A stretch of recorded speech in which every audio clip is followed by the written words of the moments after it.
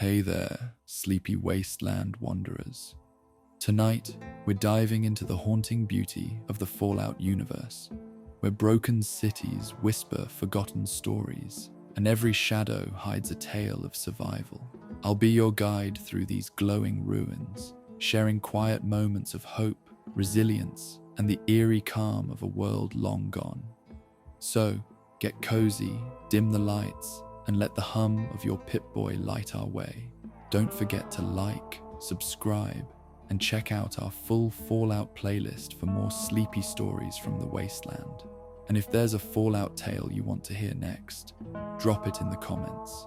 Now, close your eyes, breathe deep, and drift into the world of Fallout, where dreams wander just beyond the horizon.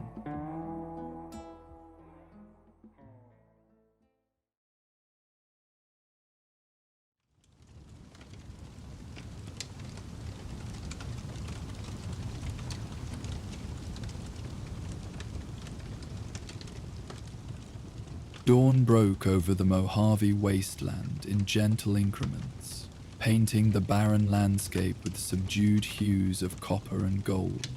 The rising sun transformed the harsh desert terrain, its warming rays softening the jagged edges of weathered rock formations and casting long, peaceful shadows across the ancient dried lake bed. In the distance, the skeletal remains of pre-war radio towers stood like silent sentinels against the brightening sky, their metal frameworks twisted by centuries of desert winds, yet somehow maintaining their vigil over the endless expanse of sand and stone.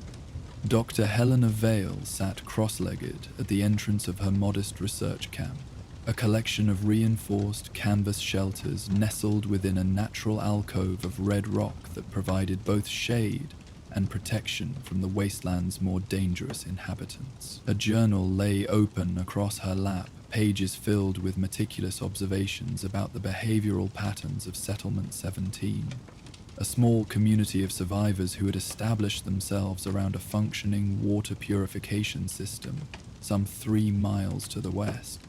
The anthropologist's weathered fingers traced along her most recent notes, documenting the fascinating social hierarchies that had developed within the settlement over the past 6 months of her observation.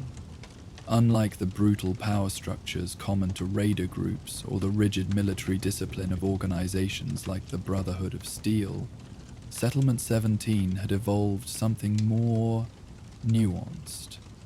A council system based on practical expertise rather than strength or charisma alone. The water technician holds equal authority with the defense coordinator, she had written the previous evening, her handwriting precise despite the fading light. Decisions are reached through extended discussion rather than autocratic decree.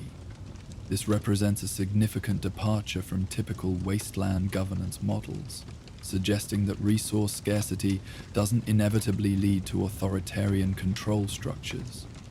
A soft breeze stirred the pages of her journal, carrying with it the distinctive scent of creosote and sage that characterized the high desert mornings. Dr. Vale inhaled deeply, appreciating this brief moment of tranquility before the day's heat would transform the landscape into a shimmering furnace. Her years in the wasteland had taught her to value such gentle interludes.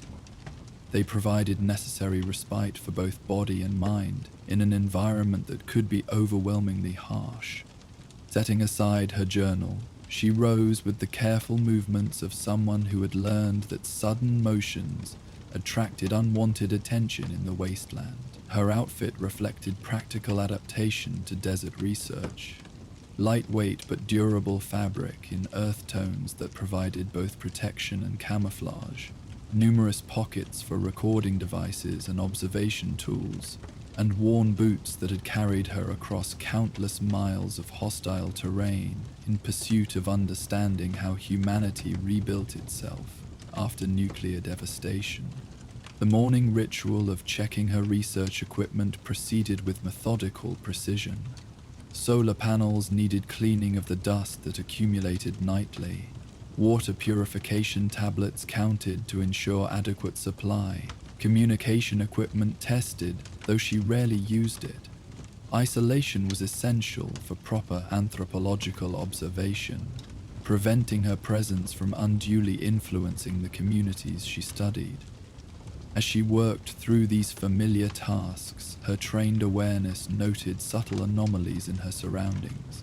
The pattern of tracks leading to and from the spring, a precious water source she had discovered during her initial survey of the area, showed recent disturbance.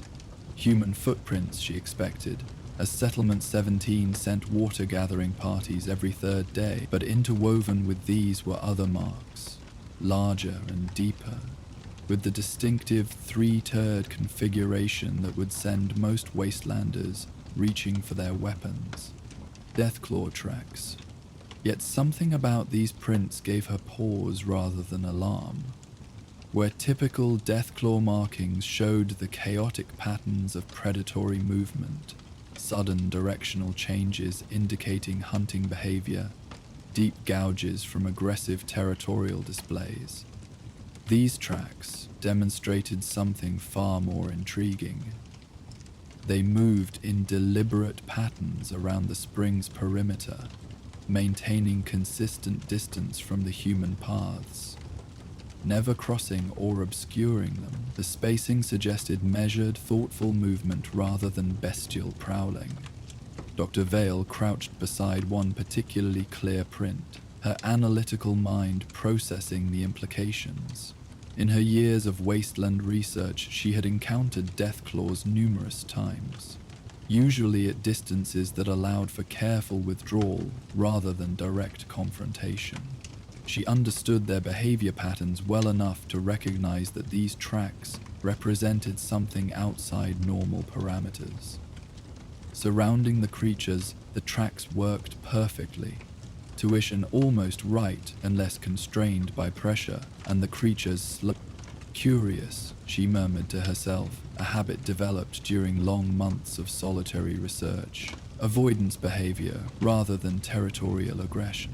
Possible intelligence indicators worth investigating. Rising from her examination, her attention was drawn to another anomaly near the spring's northern approach. Stones had been arranged in a deliberate pattern, not the random scatter of natural geology, but a clear geometric design.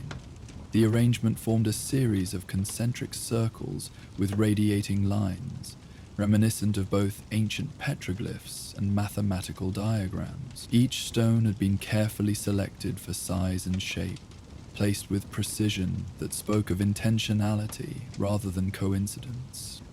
Dr. Vale's pulse quickened with academic excitement. Pattern creation represented one of the fundamental markers of intelligence, the ability to impose order on chaos, to communicate meaning through symbolic representation. While some wasteland creatures showed tool use or problem-solving abilities, deliberate artistic or communicative pattern creation remained vanishingly rare outside human populations. She spent the next hour meticulously documenting the stone arrangement, sketching its configuration in her journal and taking measurements of spacing and angular relationships. The mathematical precision became more apparent with careful study. The angles between radiating lines showed consistent divisions. The spacing between concentric circles followed a clear progression. This wasn't mere decoration, but demonstrated understanding of geometric principles. As the morning progressed and desert heat began its daily intensification, Dr. Vale retreated to the shade of her camp to review her findings. She had come to this region to study human behavioral adaptation, but these discoveries suggested something far more extraordinary. Potential evidence of non-human intelligence operating in parallel to human survival efforts. The implications were staggering. If Deathclaws, or even a single Deathclaw, had developed intelligence sufficient for symbolic communication and mathematical understanding, it would revolutionize understanding of post-war evolution.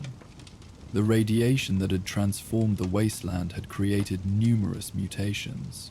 but true consciousness arising in non-human species remained largely theoretical, dismissed by most as wishful thinking or misinterpretation of instinctive behaviors. Yet the evidence before her suggested otherwise. The careful avoidance of human paths, the geometric precision of the stone patterns, the deliberate nature of the movements, all pointed toward conscious decision-making rather than instinctive behavior. As an anthropologist, she had learned to recognize the markers of intelligence across diverse human cultures. These same markers appeared present in what she was observing, simply expressed through a non-human framework. The day passed in careful preparation and observation. Dr. Vale established several concealed observation posts around the spring, positions that would allow her to monitor activity without revealing her presence. She had learned patience in her years of fieldwork. Understanding came not from aggressive investigation but from quiet observation, allowing patterns to reveal themselves naturally over time. As afternoon shadows lengthened across the desert landscape, she settled into one of her observation positions, a natural blind formed by weathered rocks that provided both concealment and clear sightlines to the spring. Her water supply was adequate, her recording equipment ready, her patience virtually limitless when pursuing significant research questions. The desert settled into its evening rhythms around her. Nocturnal creatures began their tentative emergence, radroaches scuttling between rocks, the distant howl of a coyote pack, the whisper of bat wings as they emerged from their day roosts. Dr. Vale remained motionless, having learned that stillness rendered one effectively invisible to most wasteland creatures, allowing observation of natural behaviors undisturbed by human presence. As twilight deepened, movement near the spring caught her attention. Not the scurrying of small creatures or the bold approach of typical predators, but something far more measured and deliberate. From the shadows of a rock formation emerged a figure that would have sent most wastelanders fleeing in terror, but which Dr. Vale observed with breathless fascination. The Deathclaw moved with surprising grace for a creature of its size, each step placed with careful deliberation. Even in the fading light, she could see this was a mature specimen, scales darkened with age, bearing the scars of survival in a harsh environment, but moving with the confidence of an apex predator that faced few natural threats. Yet nothing in its behavior suggested hunting or territorial patrol. Instead, it approached the spring with what could only be described as contemplative purpose. Reaching the water's edge, the Deathclaw paused, massive head turning slowly to survey the surroundings. Dr. Vale held her breath, uncertain whether her concealment would prove adequate against senses evolved far beyond human capability. The creature's gaze seemed to linger on her hiding spot for a moment, but it made no aggressive moves, showed no hunting postures. Instead, it lowered itself beside the spring with careful movements, adopting what appeared to be a resting position that nevertheless allowed quick response to potential threats. One clawed hand trailed in the water, creating gentle ripples across the surface. The pose suggested not just physical rest, but something approaching meditation, an appreciation of the moment, rather than constant vigilance for prey or danger. For long minutes, neither figure moved. Dr. Vale barely dared breathe, recognizing she was witnessing something extraordinary. Behavior that challenged every assumption about Deathclaw psychology and cognitive capacity. When the creature finally stirred, it wasn't to hunt or mark territory, but to approach the stone pattern she had discovered that morning. With movements that demonstrated shocking delicacy for such powerful limbs, the Deathclaw began adjusting the pattern, Stones were shifted minutely, new ones added from a collection apparently gathered for this purpose. The modifications weren't random but showed clear intentionality, expanding the pattern's complexity, adding new geometric relationships to the existing design. Dr. Vale's scientific mind raced with observations and hypotheses. Tool use, planning, mathematical understanding, artistic expression. She was witnessing cognitive abilities that shouldn't exist in a supposedly bestial predator. Her hands itched to take notes, but she dared not move, unwilling to disturb this unprecedented display of non-human intelligence. The Deathclaw worked, with patient concentration for nearly an hour, occasionally pausing to observe its creation from different angles, making subtle adjustments that suggested aesthetic as well as mathematical considerations. When apparently satisfied, it settled back into its meditative pose by the water, seeming to contemplate its handiwork in the growing moonlight. This routine continued for 3 more nights, Dr. Vale maintaining her concealed observations with growing fascination. Each evening, the Deathclaw would arrive after sunset, spend time in apparent meditation by the water, then work on expanding or modifying the stone patterns. The designs grew increasingly complex, incorporating spirals, fractals, relationships that demonstrated advanced spatial reasoning. On the 4th night, she made a decision that went against every survival instinct, but aligned with her deepest research principles. As the Deathclaw settled into its customary position by the spring, Dr. Vale slowly emerged from her concealment. She moved with deliberate calm, hands visible and empty, posture carefully non-threatening. All the protocols she had developed for approaching unfamiliar human groups adapted for this unprecedented encounter. The Deathclaw's head turned toward her immediately, those ancient eyes reflecting moonlight as they fixed upon her small form.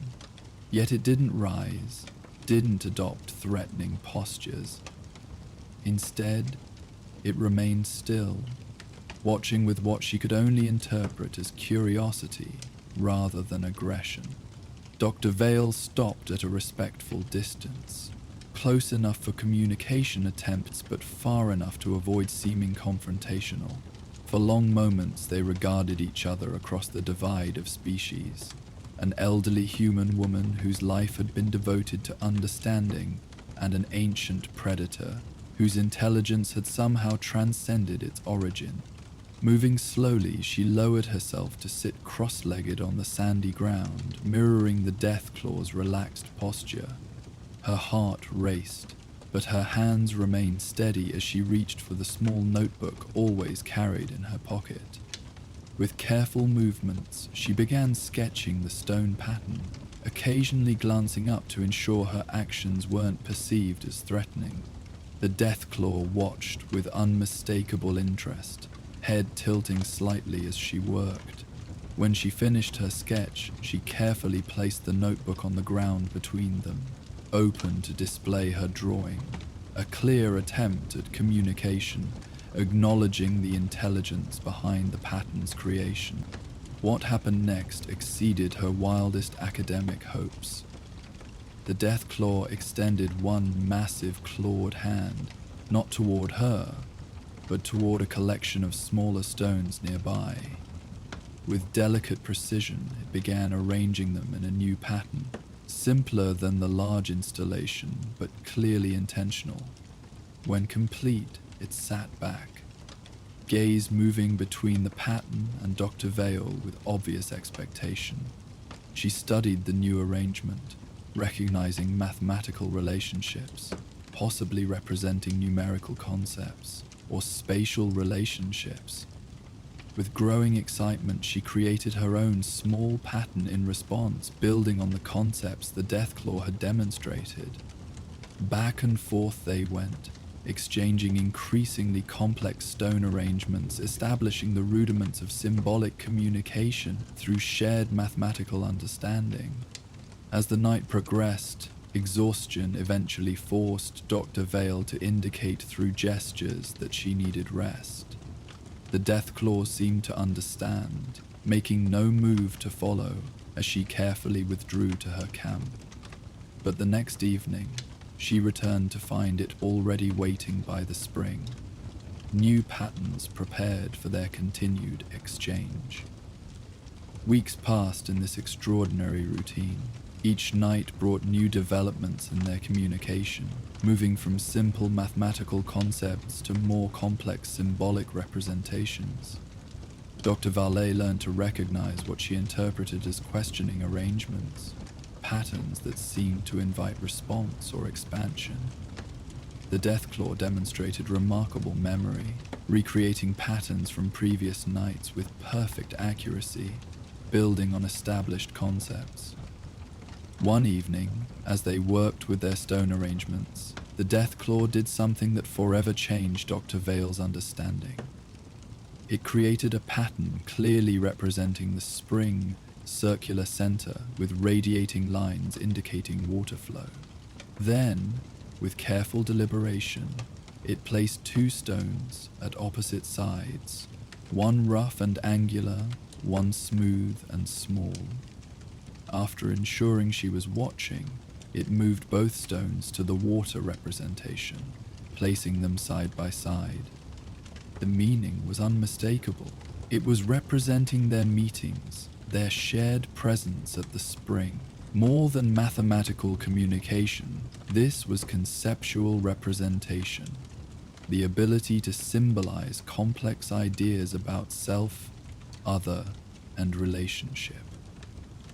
Dr. Vale felt tears gathering in her eyes as the magnitude of this breakthrough washed over her. With trembling hands, she created her own pattern in response, the two stones, but surrounded by many smaller ones, arranged in groups. She pointed to herself, then to the direction of Settlement 17, trying to convey that she was one of many. The Deathclaw studied this for long moments, then added a single stone far separated from all others, touching it with one claw in an unmistakable self-identification. The loneliness in that simple gesture struck Dr. Vale with unexpected force. This wasn't just an intelligent Deathclaw. It was an isolated consciousness, apparently unique among its kind, carrying the burden of awareness in solitude. Her research had brought her into contact with many forms of human suffering in the wasteland, but this was something different. The existential isolation of being the only thinking member of one's species. Their communications grew richer as they developed shared symbols. The Deathclaw, whom she had begun thinking of as Goliath for its massive size contrasted with gentle behavior, showed particular interest in her representations of human settlements and social structures. Through patient exchange of symbolic patterns, she learned that Goliath had been observing human communities for decades, trying to understand their cooperative behaviors. One particularly meaningful evening, Goliath created an elaborate pattern showing multiple Deathclaw figures surrounding prey, then contrasted it with human figures sharing resources around a central point. The questioning nature of the arrangement was clear. Why did humans cooperate when Deathclaws competed? Dr. Vale spent hours that night trying to convey concepts of community, shared survival, and the benefits of cooperation over pure competition. As trust grew between them, their meeting spot expanded from just the spring to include Goliath's observation posts, concealed locations that provided clear views of human travel routes and distant settlements. Dr. Vale was amazed by the systematic nature of these positions, the patient methodology that allowed observation without detection. Goliath had been conducting its own anthropological studies, trying to understand the creatures that had inherited the post-war world. Through their exchanges, she learned fragments of Goliath's history. The representations were sometimes unclear, limited by their symbolic vocabulary, but the general narrative emerged. Goliath had begun experiencing expanded consciousness gradually, memories becoming clearer, patterns more recognizable, eventually developing the self-awareness that separated sapiens from mere intelligence. The process had been isolating, watching its pack continue their instinctive behaviors while it grappled with questions and concepts they couldn't comprehend. There had been another, represented by Goliath as a smooth stone always placed carefully, almost reverently. Through patient communication, Dr. Vale understood this had been another conscious Deathclaw, one who had shared Goliath's burden of awareness for a time. The fate of this companion was conveyed through a cracked stone, a gap in patterns where it had been. Death, Dr. Vale interpreted, leaving Goliath alone with consciousness in a wasteland of instinct. Their philosophical exchanges deepened as their communication improved. Using their established symbols, they explored concepts that Dr. Vale had previously discussed only with fellow academics. What constituted civilization? Mere survival? Or something more? Was progress possible in a shattered world? Or were they simply rearranging ruins? How did consciousness change one's relationship with existence? Goliath's perspectives, filtered through their limited but growing symbolic language, often surprised her with their sophistication. The Deathclaw had observed multiple human settlements over decades, noting patterns of growth, decline, cooperation, and conflict. Its questions about human behavior demonstrated not just curiosity, but analytical thinking. Why did humans sometimes share resources and sometimes hoard them? What determined when cooperation gave way to competition? Dr. Vale found herself challenged to articulate principles she had taken for granted. Using stones and patterns, she tried to convey concepts of trust, reciprocity, and the social contracts that allowed human cooperation. Goliath's responses suggested both understanding and skepticism. It had observed too many instances of these principles failing, settlements destroying themselves through internal conflict, despite external threats that should have unified them. One night, Golio created a pattern that initially confused Dr. Vale. It showed the two of them by the spring, as had become common in their exchanges. But then it added multiple stones spreading outward, creating connections between previously isolated groups. When she expressed confusion, Golio patiently rebuilt the pattern, adding details that suddenly clarified the meaning. It was proposing expansion of their communication, wondering if other humans might be capable of the patient exchange they had developed. The trust implicit in this suggestion moved Dr. Vale deeply.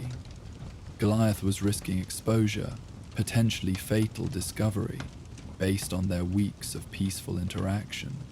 Using their symbols, she tried to convey both gratitude and caution. Most humans would react to a Deathclaw with immediate violence, regardless of demonstrated intelligence. The fear was too ingrained, the reputation too fearsome.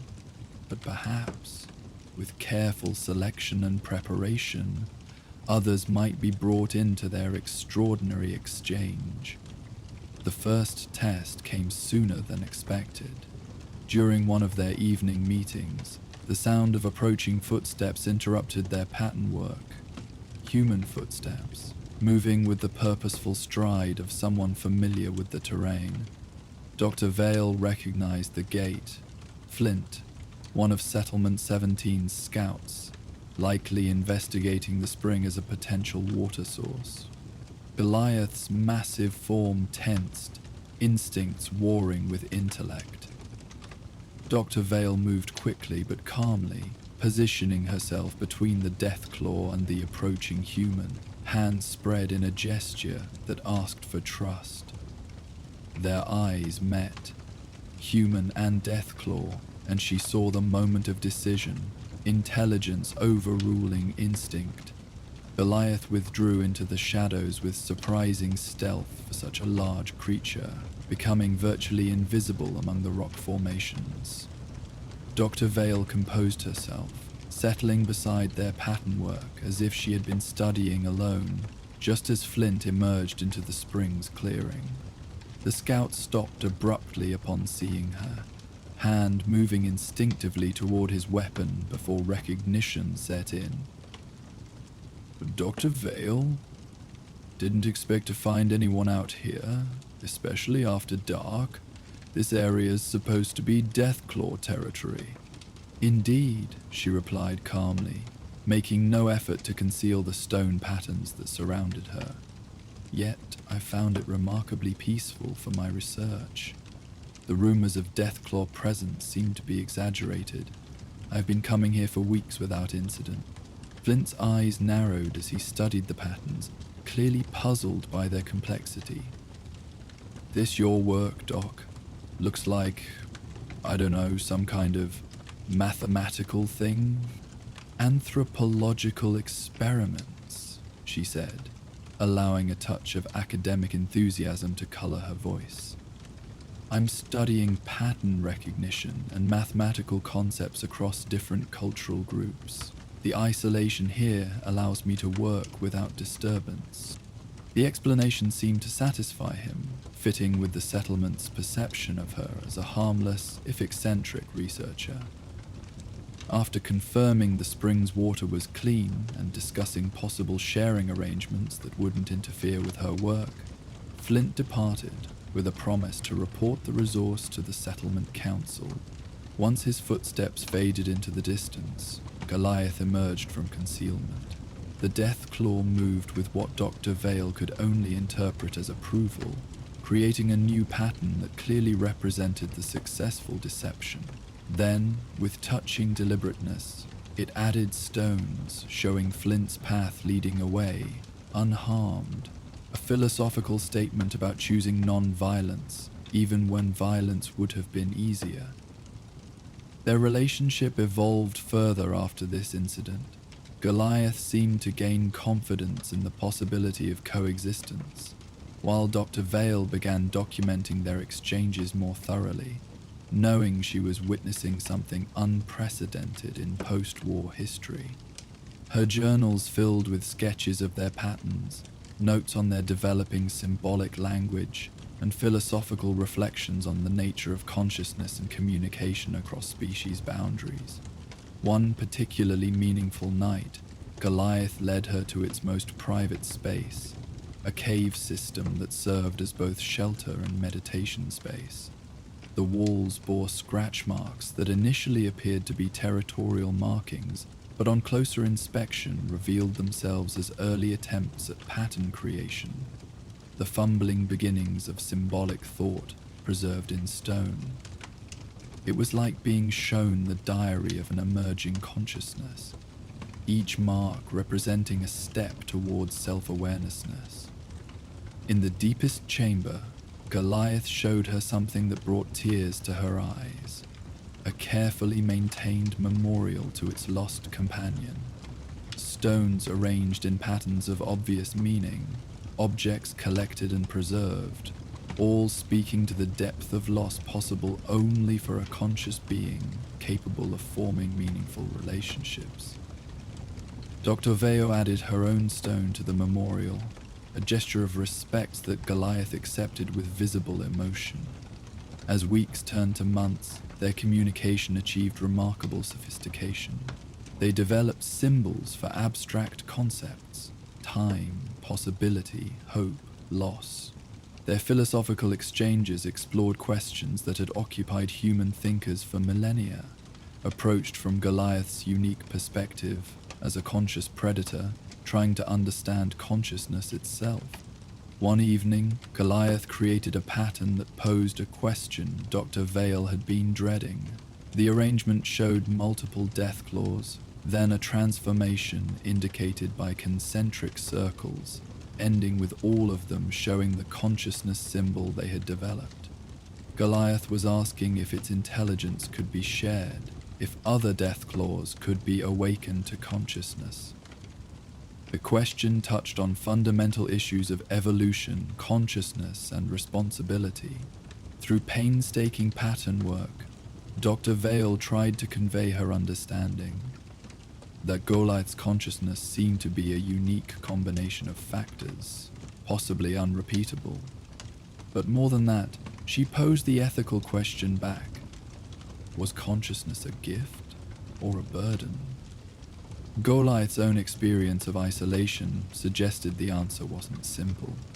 Their discussion that night lasted until dawn, exploring through symbols what it meant to be conscious in an unconscious world. Goliath's patterns showed deep understanding of the paradox. Consciousness brought awareness of beauty, meaning, and connection, but also loneliness, existential questions, and the weight of choosing between instinct and ethics. As the sun rose over the Mojave, painting the landscape in its daily transformation from harsh to beautiful, they sat in companionable silence. Two unlikely philosophers from different species, united by the rare gift and burden of consciousness, watching the world awaken around them. Their stone patterns surrounded them like a library of shared thought, testament to the possibility of communication and understanding across even the vastest evolutionary divide. Dr. Vale reflected on how this experience had transformed her understanding of intelligence, consciousness, and the possibilities of the post-war world. She had come to the wasteland to study how humans adapted and rebuilt. Instead, she had discovered that consciousness itself was adapting, finding new forms and expressions in the radioactive crucible of the new world. Goliath too seemed transformed by their exchanges. The deep loneliness that had characterized their early communications had evolved into something more complex, still solitary in many ways, but enriched by the knowledge that consciousness could be shared across species boundaries. The patterns they created together proved that intelligence could recognize intelligence, that communication was possible between minds regardless of their physical forms. As their time together continued, they established routines that brought comfort to both.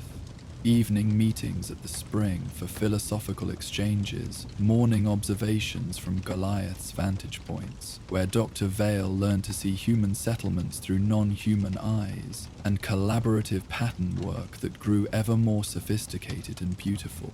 The stone installations around the spring had become elaborate enough that other humans occasionally discovered them, leading to local legends about ancient peoples or mysterious messages. Dr. Vale carefully cultivated these misconceptions, protecting Goliath's identity while allowing their collaborative art to inspire wonder in those who encountered it. One night, as they worked on a particularly complex pattern exploring the concept of legacy, what remains when consciousness ends, Goliath created something new. Instead of the usual stones, it used different colored sands gathered from various locations, creating gradients and transitions that added new dimensions to their symbolic language. The innovation delighted Dr. Vale, who contributed her own innovations using materials from her research supply. Their evolving artistic collaboration became a language unto itself, transcending the limitations of their initial symbol system. Complex ideas could be expressed through color relationships, material choices, and spatial arrangements. They were no longer just communicating, but creating something beautiful together. Art that emerged from the intersection of human and Deathclaw consciousness. As her research season neared its end, Dr. Vale faced the difficult question of how to document this extraordinary experience. Her academic training demanded thorough recording and sharing of significant discoveries. Yet her friendship with Goliath, for that's what it had undeniably become, required protecting the vulnerable consciousness that had trusted her with its existence. The solution came through their collaborative pattern work, Together, they created a series of permanent installations that documented their exchanges without revealing Goliath's identity. To future discoverers, they would appear as remarkable examples of mathematical art, possibly created by some reclusive wasteland genius. Only those who looked deeply, who understood the symbolic language they had developed, would glimpse the true story, a testament to consciousness recognizing consciousness across impossible boundaries.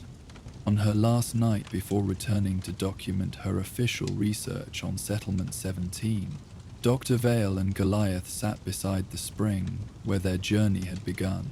No patterns tonight, no symbols, just two conscious beings appreciating the desert night, the stars overhead, and the improbable friendship they had forged. "You have given me hope," Dr. Vale said softly, knowing Goliath understood her tone, if not her words. Hope that consciousness finds a way, that understanding is possible, that the wasteland's legacy isn't just survival, but the possibility of something greater. Goliath responded with a low rumble that she had learned indicated contentment, one massive clawed hand creating a final pattern in the sand. Their two symbols side by side, connected by lines indicating ongoing connection despite physical separation, a promise that their philosophical exchanges would continue, that the bridge they had built between species would endure. As Dr. Vele made her way back to her camp for the last time, she carried with her notebooks filled with patterns, symbols, and philosophical exchanges that would reshape understanding of post-war evolution and consciousness. But more than that, she carried the memory of quiet evenings by the spring, of patient communication across vast differences, of two minds finding kinship in their shared burden and gift of awareness. The desert settled into its nocturnal rhythms as she packed her research materials. Somewhere in the darkness, an ancient consciousness continued its vigil, no longer alone in its understanding, enriched by weeks of exchange with a fellow traveler in the landscape of thought. Their paths would diverge with the dawn, but the patterns they had created together would endure, testimony to the profound connections possible when consciousness truly recognizes itself in another, regardless of the form that consciousness takes. As our philosophical friends part ways under the starlit Mojave sky, their extraordinary exchange echoing in the patterns left behind, another tale of unexpected connection awaits. Deep in the eastern canyons, where ancient paintings tell stories of the past, a lone historian seeks answers to pre-war mysteries, unaware that the greatest discovery will be a living keeper of memories thought lost forever. Join us next for the Memory Keeper's Burden. Twilight descended upon the eastern canyons in layers of deepening shadow, transforming the ancient rock formations into a landscape of mystery and hidden depths. The fading sun painted the canyon walls in shades of rust and amber, each striation telling geological stories that predated human civilization by eons. Yet, overlaying these natural chronicles were newer tales, the remnants of humanity's brief dominion and spectacular fall, written in rusted metal, crumbling concrete, and the patient reclamation of the desert. Marcus Chronicle picked his way carefully along a narrow trail that wound between towering stone sentinels, his weathered pack shifting gently with each measured step. The historian moved with the deliberate pace of someone who understood that haste in the wasteland led more often to mishap than discovery. His clothing bore the practical modifications of a career spent pursuing knowledge in dangerous places. Reinforced joints, multiple secure pockets for precious documents, and the subtle armor plating that had saved him from more than one unexpected encounter. In his hands, he carried fragments of the past, pre-war military documents, partially destroyed but tantalizing in their implications. The water-stained pages spoke of installations hidden within these very canyons, facilities whose purposes remained obscured by classification stamps and the deterioration of centuries. Yet, patterns emerged for those patient enough to piece together scattered references, and Chronicle had built his reputation on such patience. "Storage Facility 77 Alpha," he murmured to himself, consulting his carefully compiled notes as shadows lengthened around him. "Northeastern vector from navigation marker Bravo, following natural geological formation designated Cathedral Spine. If the topographical overlays are accurate, it should be just beyond this formation." The designation meant little without context, but Chronicle had spent months correlating pre-war maps with current geography, accounting for the changes wrought by nuclear devastation and subsequent centuries of erosion. His work was part archaeology, part detective investigation, and wholly driven by an obsession with preserving human knowledge before it was lost forever to the entropy of the wasteland. As he rounded a massive boulder that had likely stood in this spot since before humans walked upright, unusual markings caught his trained eye. Not the random scratches of weather and time, but deliberate symbols carved into the stone with obvious intentionality. The marks were recent enough to show clearly, but weathered sufficient to suggest years rather than days of exposure. Most intriguing was their complexity. Not simple territorial markers or directional indicators, but intricate patterns that suggested meaning beyond mere utility. Chronicle paused, setting down his pack to examine the markings more closely. His fingers traced the carved lines with scholarly reverence, mind already categorizing and analyzing. The patterns showed mathematical relationships, possibly astronomical alignments, certainly deliberate communication of some kind. But created by whom? The local human settlements he had catalogued showed no evidence of such sophisticated symbolic systems. A soft sound from further up the trail drew his attention. Not the random noise of settling rocks or wind through stone, but something almost melodic, like a deep humming that resonated through the canyon walls themselves. Chronicle had survived decades of wasteland exploration by respecting such anomalies rather than dismissing them. He carefully secured his pack and moved forward with increased caution, one hand resting on the laser pistol at his hip, more from habit than expectation of violence. The trail opened into a natural amphitheater of stone, walls rising on three sides to create an enclosed space that felt both protective and profound.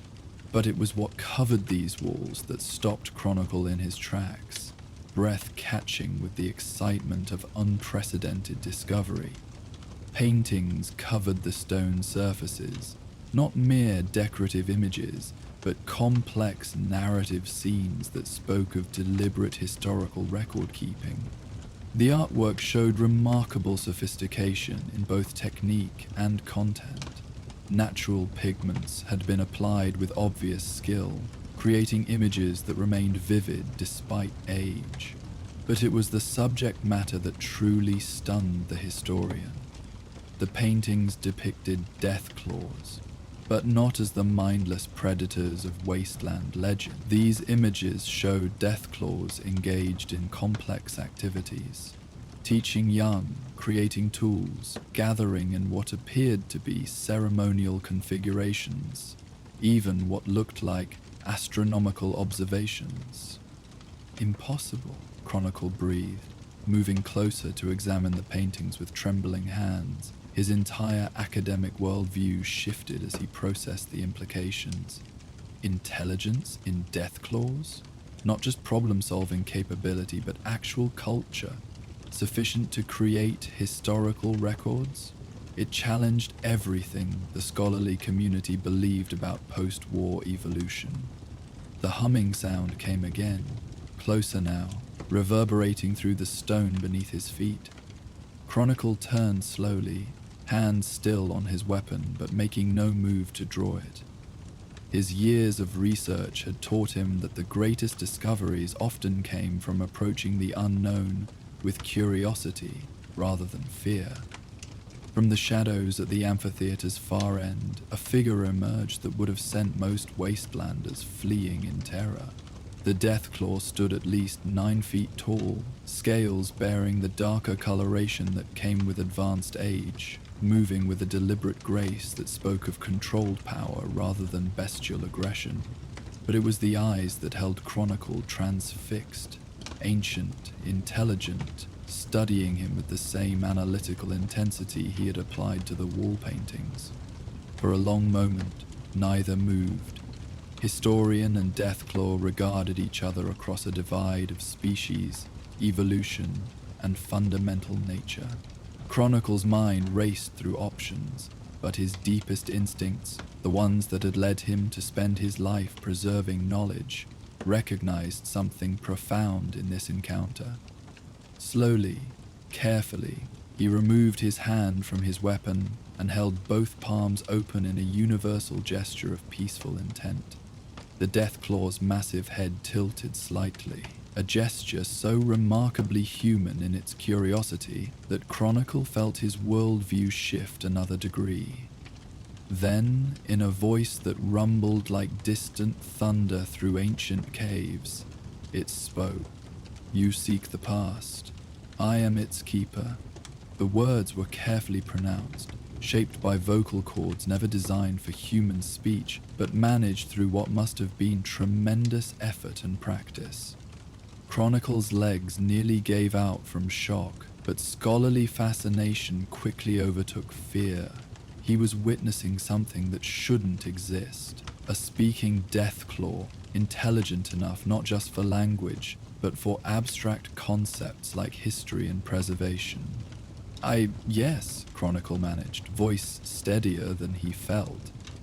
"I'm a historian. I preserve knowledge, stories, the memory of what was and how it came to be. These paintings, did you create them?" The Deathclaw moved further into the fading light, and Chronicle could see the careful deliberation in each movement, the way it positioned itself to appear less threatening, despite its inherent fearsome nature. "Not I alone, many claws, many generations. We who thought, we who remembered, we who knew the burden of knowing. I am the last who can read these walls, speak these truths." The profound sadness in those words struck Chronicle with unexpected force. He recognized the weight of that responsibility. Being the sole repository of cultural memory, the only one who could interpret and preserve what others had created. It was a burden he understood intimately, from his own work preserving human history. Would you permit me to document them?" Chronicle asked, gesturing toward the paintings. "I promise to record faithfully, to preserve the truth of what's shown here." The Deathclaw studied him for long moments, that ancient gaze seeming to peer into his very character. Then, with a gesture remarkably like a nod, it moved aside. "You may look. You may learn. Perhaps you can understand why this matters. Why someone must remember when all others have forgotten." Chronicle approached the walls with reverent care, pulling out his documentation tools, notebooks, sketching materials, a carefully preserved camera that still functioned after decades of use. As he worked, the Deathclaw settled nearby, watching with obvious interest. The historian's trained eye began parsing the narrative structure of the paintings, recognizing a chronological progression, a deliberate historical record. "DS early panels," he said, partly to himself and partly to his remarkable companion. "They show the beginning, don't they? The first changes, the first thoughts beyond instinct." "Yes," the Deathclaw confirmed. moving closer with surprising quiet for such a massive creature. The awakening, we called it. When the atom's fire changed the world, it changed us too. Not all, not many, but some. Thoughts came slowly, like dawn, after endless night. First one, then another, until we were enough to be more than beasts. Chronicle documented as the Deathclaw, who introduced itself as Sage, began the careful recitation of history preserved in pigment and memory. The story that unfolded challenged every assumption about post-war mutation and evolution. According to the paintings and Sage's patient explanation, radiation hadn't just physically transformed Deathclaws, but had, in rare instances, triggered cognitive development that progressed across generations. The first who thought. Sage indicated a panel showing a single Deathclaw surrounded by symbolic representations of consciousness, spirals, eye symbols, radiating lines suggesting awareness. Alone among many who remained in darkness. But thought seeks thought, and slowly others emerged. Not many. Consciousness was rare gift, rare burden, but enough to form what you humans call culture. The paintings revealed a hidden civilization that had developed parallel to human survivor communities. Deathclaws who had developed intelligence had created their own society with teaching traditions, symbolic communication, even philosophical frameworks for understanding their place in the changed world. They had observed human communities from afar, learning and adapting, while maintaining careful separation to avoid the violence that would inevitably follow discovery. "We watched your kind rebuild," Sage continued, indicating panels showing human settlements observed from concealed vantage points. "Learned from your successes, your failures. Some among us argued for contact, believing intelligence could recognize intelligence. Others, wiser perhaps, knew that fear runs deeper than reason. We remained hidden, growing in knowledge and understanding." Chronicle's hands moved steadily as he documented, but his mind reeled with the implications. A parallel intelligent species, developing alongside humanity in the post-war world, deliberately maintaining secrecy for survival. It was simultaneously tragic and remarkable, an entire culture forced to hide its very existence. This panel here, Chronicle indicated a particularly complex painting. It seems to show some kind of gathering, a council perhaps. Sage's expression, for Chronicle had learned to read emotion in those ancient features, showed something like pride mixed with loss. The great conclave. When we who thought numbered 43, scattered across the wastes but connected by careful communication, we gathered to share knowledge, to decide our future. Some wished to reveal ourselves, to risk contact with humans. Others counseled eternal secrecy. In the end, we chose middle path. Preserve our knowledge, maintain our culture, but remain hidden until the world might be ready. The painting showed Deathclaws arranged in a ceremonial circle, each figure painted with individual characteristics, suggesting portraits rather than symbolic representations. Chronicle could see the deliberation in their postures, the weight of decision being made. It was a scene that could have come from any number of human historical moments. Beings of consciousness gathered to determine their collective fate.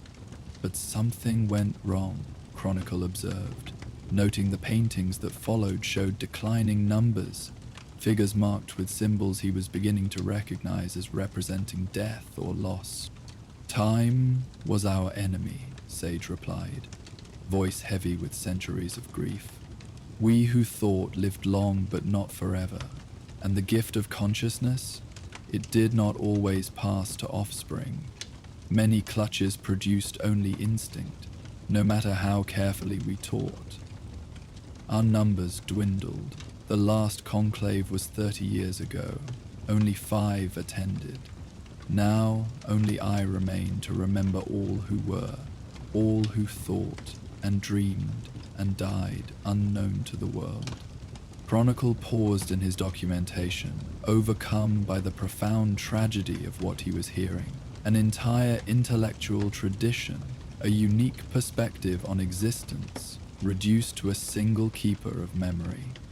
He had seen human communities face similar losses, cultures vanishing as their last speakers died, but this felt even more poignant. An entire species claimed to consciousness resting on one set of aging shoulders. "The installation I seek," Chronicle said gently. "Storage Facility 77 Alpha. Do your histories speak of it?" Sage studied him carefully before responding. "We know all the hidden places in these canyons. The facility you seek lies deeper in the stone embrace, where humans once kept their tools of ending. But more, we know what they kept there, what they did. Our memories reach back to when the sky burned and the earth shook. Some of us sheltered in these very canyons, witnessed the last days of the old world." This was more than Chronicle had dared hope. Not just the location, but contextual knowledge from witnesses to the pre-war era. Could you share that knowledge? "I seek to preserve truth, not to plunder technology. The Brotherhood hoards weapons, the Institute hoards science, but I hoard only stories, only understanding." Sage rose and moved to another section of the painted walls, indicating panels that showed human military installations integrated into the canyon landscape. "Your kind built deep, built strong, built to outlast their own ending. This facility, not weapons they stored, but knowledge. Records of what was done, who made choices, why the world burned. Dangerous knowledge, some would say. Truth often is." As night fully claimed the canyon, Sage led Chronicle deeper into the cave system that served as both gallery and sanctuary. The paintings continued on interior walls, lit by phosphorescent minerals that provided a gentle, eternal glow. Here, the artwork became more personal. Portraits of individual Deathclaws, scenes of daily life, representations of their philosophical and spiritual development. This one, Sage paused before a particularly detailed portrait, was Wisdom, my teacher. Last of the first generation who remembered the burning. From her I learned the weight of keeping memory, the sacred duty of preserving what others would forget. She taught me to paint, to record, to recite the names and deeds of all who thought. The Chronicle watched as Sage moved through what was clearly a practiced ritual, touching specific paintings in sequence while reciting in a language that predated human speech. Names, he realized, a memorial recitation for the dead of their species. The historian remained respectfully silent, recognizing sacred observance across any cultural divide. When the recitation ended, Sage turned back to him with those ancient, intelligent eyes. "You understand, I think. Not just curiosity drives you, but duty. We are alike in this. Keepers of what must not be lost, even when keeping brings pain of remembering." "Yes," Chronicle said simply. "Though I've never faced the burden alone, there are others who share my calling, who will continue when I cannot. You've carried this weight in solitude. I can barely imagine." Sage led him to a chamber where objects were carefully preserved. Tools crafted by clawed hands for specific purposes. Items salvaged from human ruins that held significance to Deathclaw history. Artifacts of a culture that had developed in shadow and secrecy. Each piece was positioned with deliberate care, many accompanied by painted symbols explaining their significance. "Physical memory," Sage explained. "Wisdom taught that objects hold stories better than words alone. This first tool shaped by thinking claws. This gift from human who discovered us but chose silence over violence long ago. This last work of artist who saw beauty where others saw only devastation. Chronicle documented everything with meticulous care, understanding he was being granted unprecedented trust. Each artifact, each story, each painted record represented not just historical data, but the collective memory of consciousness arising where none expected it. His notebooks filled with sketches, observations, and careful transcriptions of Sage's explanation. "The facility you seek," Sage said as they worked. "I will show you path, but first, understand what waits there. The humans who staffed that place in the final days, some survived the burning, became ghouls. Not feral, not then. They sealed themselves inside with their terrible knowledge, swearing to guard it until someone came who could be trusted with truth. We watched them across the years, saw them slowly lose themselves to radiation and time. Now only mad echoes remain, but the knowledge they protected endures." This added new complexity to Chronicle's quest. Not just finding the facility, but dealing with its transformed guardians, understanding their dissolved mission. Is there a way to approach without violence? I seek to preserve, not destroy. Perhaps, Sage considered, they respond sometimes to old codes, military words from before.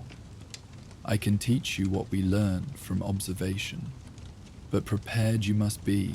Their minds are fragments, dangerous fragments, guarding what they no longer understand, but still feel bound to protect. As they worked through the night, Sage sharing the accumulated knowledge of generations while Chronicle documented with increasing urgency, a bond formed between unlikely minds. The historian began to understand the true weight of Sage's burden, not just preserving facts, but maintaining the very claim of their species to consciousness. Without someone to remember that Deathclaws had thought, felt, created, and dreamed, would it be as if they never had? There was another, Sage said during a pause in their work, voice soft with memory. Mist, we called her, for the way she could move unseen even by our kind. She too carried the thought, understood the importance of preserving. Together we maintained this place, taught the few young who showed signs of awakening. But the gift became rarer with each generation, and Mist, Sage touched a painting showing two figures watching stars. Mist fell to human fear 5 winters past. Shot from distance, never knowing her killer saw more than beast. Chronicle felt the weight of that loss, understanding how it had transformed Sage's burden from shared duty to solitary vigil. I'm sorry, to lose not just a colleague but one of the last who could truly understand. I can't imagine the isolation. Isolation teaches, Sage replied with hard-won wisdom. In solitude, memory becomes clearer, purpose more defined, but also doubt grows. When no other voice confirms your memories, how can you know they remain true? When no other eyes see meaning in these marks, do they still carry meaning? It was a philosophical question that cut to the heart of historical preservation. Without community to share knowledge, did it remain knowledge or become mere personal obsession? Chronicle had grappled with similar doubts during long months in wasteland isolation, but never with the absolute aloneness Sage faced. These carry meaning because you give them meaning, Chronicle offered, and now, because you've shared them, they'll carry meaning for others. Your people's story won't die with you, I swear this. I'll preserve it, protect it, ensure others know that Deathclaws achieved what many humans thought impossible. Sage studied him for a long moment, then moved to a section of wall that seemed blank. With careful pressure on specific points, a hidden cache opened, revealing carefully preserved documents, some clearly of human origin, others consisting of symbols Chronicle was beginning to recognize as Deathclaw writing. The deep secrets, Sage said solemnly. Location of the facility you seek, but also more. Records we preserved of the old world's ending. Observations of how the changes came, which bloodlines carried potential for. Thought, dangerous knowledge perhaps, but knowledge nonetheless. I give this to you, historian, because I believe you understand the weight of truth. Chronicle accepted the documents with hands that trembled slightly, recognizing the profound trust being placed in him. These weren't just historical records, but the collective inheritance of an entire thinking species, preserved against loss and now shared with desperate hope that someone would value them appropriately. They spent the remaining night hours reviewing the materials together, Sage providing context and translation, while Chronicle documented everything with exhaustive thoroughness. The documents revealed not just the location of the military facility, but patrol patterns of its ghoul guardians, access codes that might still function, and warnings about unstable areas where the structure had been compromised by centuries of neglect. As dawn approached, painting the canyon walls in gradual increments of light, they emerged from the cave system.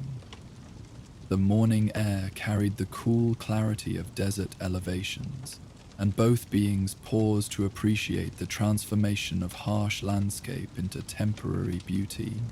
I will guide you to the facility, Sage announced. My knowledge of these canyons surpasses any map, and the guardians there have grown accustomed to my distant presence. Perhaps that familiarity will ease your approach. It traveled in companionable silence through winding paths that no human had walked in centuries. Sage moved with surprising grace for such a powerful form, choosing routes that minimized exposure while maximizing efficiency. Chronicle followed, trusting expertise born from decades of canyon dwelling. The facility revealed itself as a concrete structure built into the canyon wall itself, so well integrated that it appeared almost natural until one noticed the two regular lines. The remnants of security fencing, the weather-worn military insignia still visible above the main entrance. As Sage had warned, figures moved in the shadows near the entrance, ghouls in the tattered remains of military uniforms, still maintaining their eternal watch. Be my follow patterns, Sage explained quietly. 3-hour rotations, though they no longer know why. The codes I taught you, speak them clearly, with authority. Their fragmented minds respond to tone as much as content.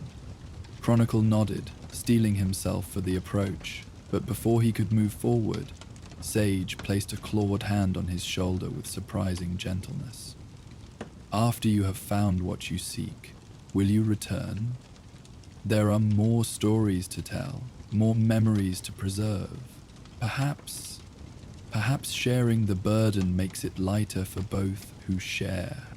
I'll return, Chronicle promised without hesitation. There's too much here to capture in one night, too much wisdom to let fade with single telling. We'll work together to ensure nothing is lost. With careful steps, Chronicle approached the facility entrance, speaking the authorization codes Sage had taught him. The ghoul sentries turned toward him with vacant eyes, but the codes triggered something deep in their deteriorated minds. They stepped aside, granting passage to their vigil's end. Inside, Chronicle found what he had sought. Archives of military records, explanations for decisions that had reshaped the world, truth preserved in filing cabinets and computer terminals that had miraculously survived the centuries. But more than that, he carried with him the greater discovery, knowledge that consciousness had arisen in unexpected forms, that the wasteland had produced not just monsters but thinking beings who created art, preserved history, and asked the same fundamental questions that had always driven conscious minds. When he emerged hours later, laden with carefully packed documents and data storage devices, Sage was waiting. The ancient Deathclaw had used the time to create a new painting on a smooth rock face. Two figures, clearly different species, exchanging symbols of knowledge beneath the risen sun. New memory, Sage explained simply, so those who come after will know that understanding is possible, that fear need not be the only response between different kinds of consciousness. As they made their way back to the painted cave, Chronicle felt the weight of responsibility settling on his shoulders, not just for human history, but for preserving the remarkable story of Deathclaw consciousness. He had come seeking military secrets and found instead a philosophical partner, a fellow preserver of memory, facing the ultimate test of maintaining culture in isolation. That evening, as they continued their documentation work, Sage performed the naming ritual again, but this time added a new recitation at the end. Sounds that Chronicle was beginning to recognize as his own name rendered in Deathclaw vocalization. He was being incorporated into their history, acknowledged as part of the story of consciousness recognizing itself across species boundaries. "You honor me," Chronicle said, touched beyond words. "You lighten the burden," Sage replied. "For too long I have wondered if these memories mattered only to me, if preserving them was futility or duty. Now I know others will remember, will understand that we were more than instinct and violence, that we thought, we dreamed, we remembered. This knowledge is gift beyond measure." As night settled over the canyons once more, two unlikely scholars continued their work, transferring the cultural legacy of an entire species from one keeper of memory to another, ensuring that consciousness would remember consciousness, that no thinking being's story would be lost to the entropy of forgetting. The painted walls watched over them, silent testimony to all who had thought and dreamed in these canyons, their legacy now preserved through the unexpected bridge of understanding between human and Deathclaw minds. Chronicle understood that his life's work had fundamentally changed in these canyon depths. He would return to human settlements with his military intelligence, but he would also carry something far more profound. Proof that the wasteland had produced not just survival, but genuine culture in the most unexpected forms. And somewhere in the eastern canyons, an ancient consciousness would continue its vigil, no longer alone in the knowledge that someone else carried the memories, shared the burden, and understood the sacred duty of remembering. As they worked deep into the night, the cave glowing softly with phosphorescent light and the warmth of shared purpose, both beings found solace in the simple truth that memory shared is memory strengthened, that consciousness need not be solitary, even when it seems singular. The burden of preservation, carried together, became less weight and more wings, lifting both toward a future where understanding might overcome fear, where the full story of the wasteland's children could finally be told. While our memory keepers share the weight of preserving history in the eastern canyons, another guardian maintains a different kind of vigil far to the south, where ancient graves hold the remains of both human and Deathclaw. A sacred trust transcends species, and a lone sentinel employs wit rather than violence to protect what must not be disturbed. Join us next for the peaceful sentinel. Dawn mist clung to the ancient burial ground like a gossamer shroud, transforming the sacred space into something ethereal and otherworldly. The early morning sun, still low on the horizon, sent slanted rays through the vapor, creating pillars of golden light that seemed to connect earth and sky. Throughout the cemetery, weathered markers stood in patient rows, some bearing the faded names of humans who had lived and died in the shadow of nuclear devastation, others marked with symbols that few would recognize as Deathclaw memorials, their meaning lost to all but the most observant. Nadia moved through the mist with practiced silence, massive forms seeming to float rather than walk as they began their daily patrol. Each step was placed with deliberate care, avoiding the graves with a respect that would have surprised those who knew Deathclaws only as mindless predators. This morning ritual had been performed for more years than most wasteland settlements had existed, a devotion that transcended species or conventional understanding. The burial ground occupied a natural bowl in the landscape, sheltered by rocky ridges that had protected it from the worst of the nuclear storms centuries ago. At its heart stood a monument unique in all the wasteland, a carved stone obelisk that bore inscriptions in both human text and Deathclaw symbols, commemorating an event that predated the war but had planted seeds of cooperation that briefly flowered in the chaos following nuclear devastation.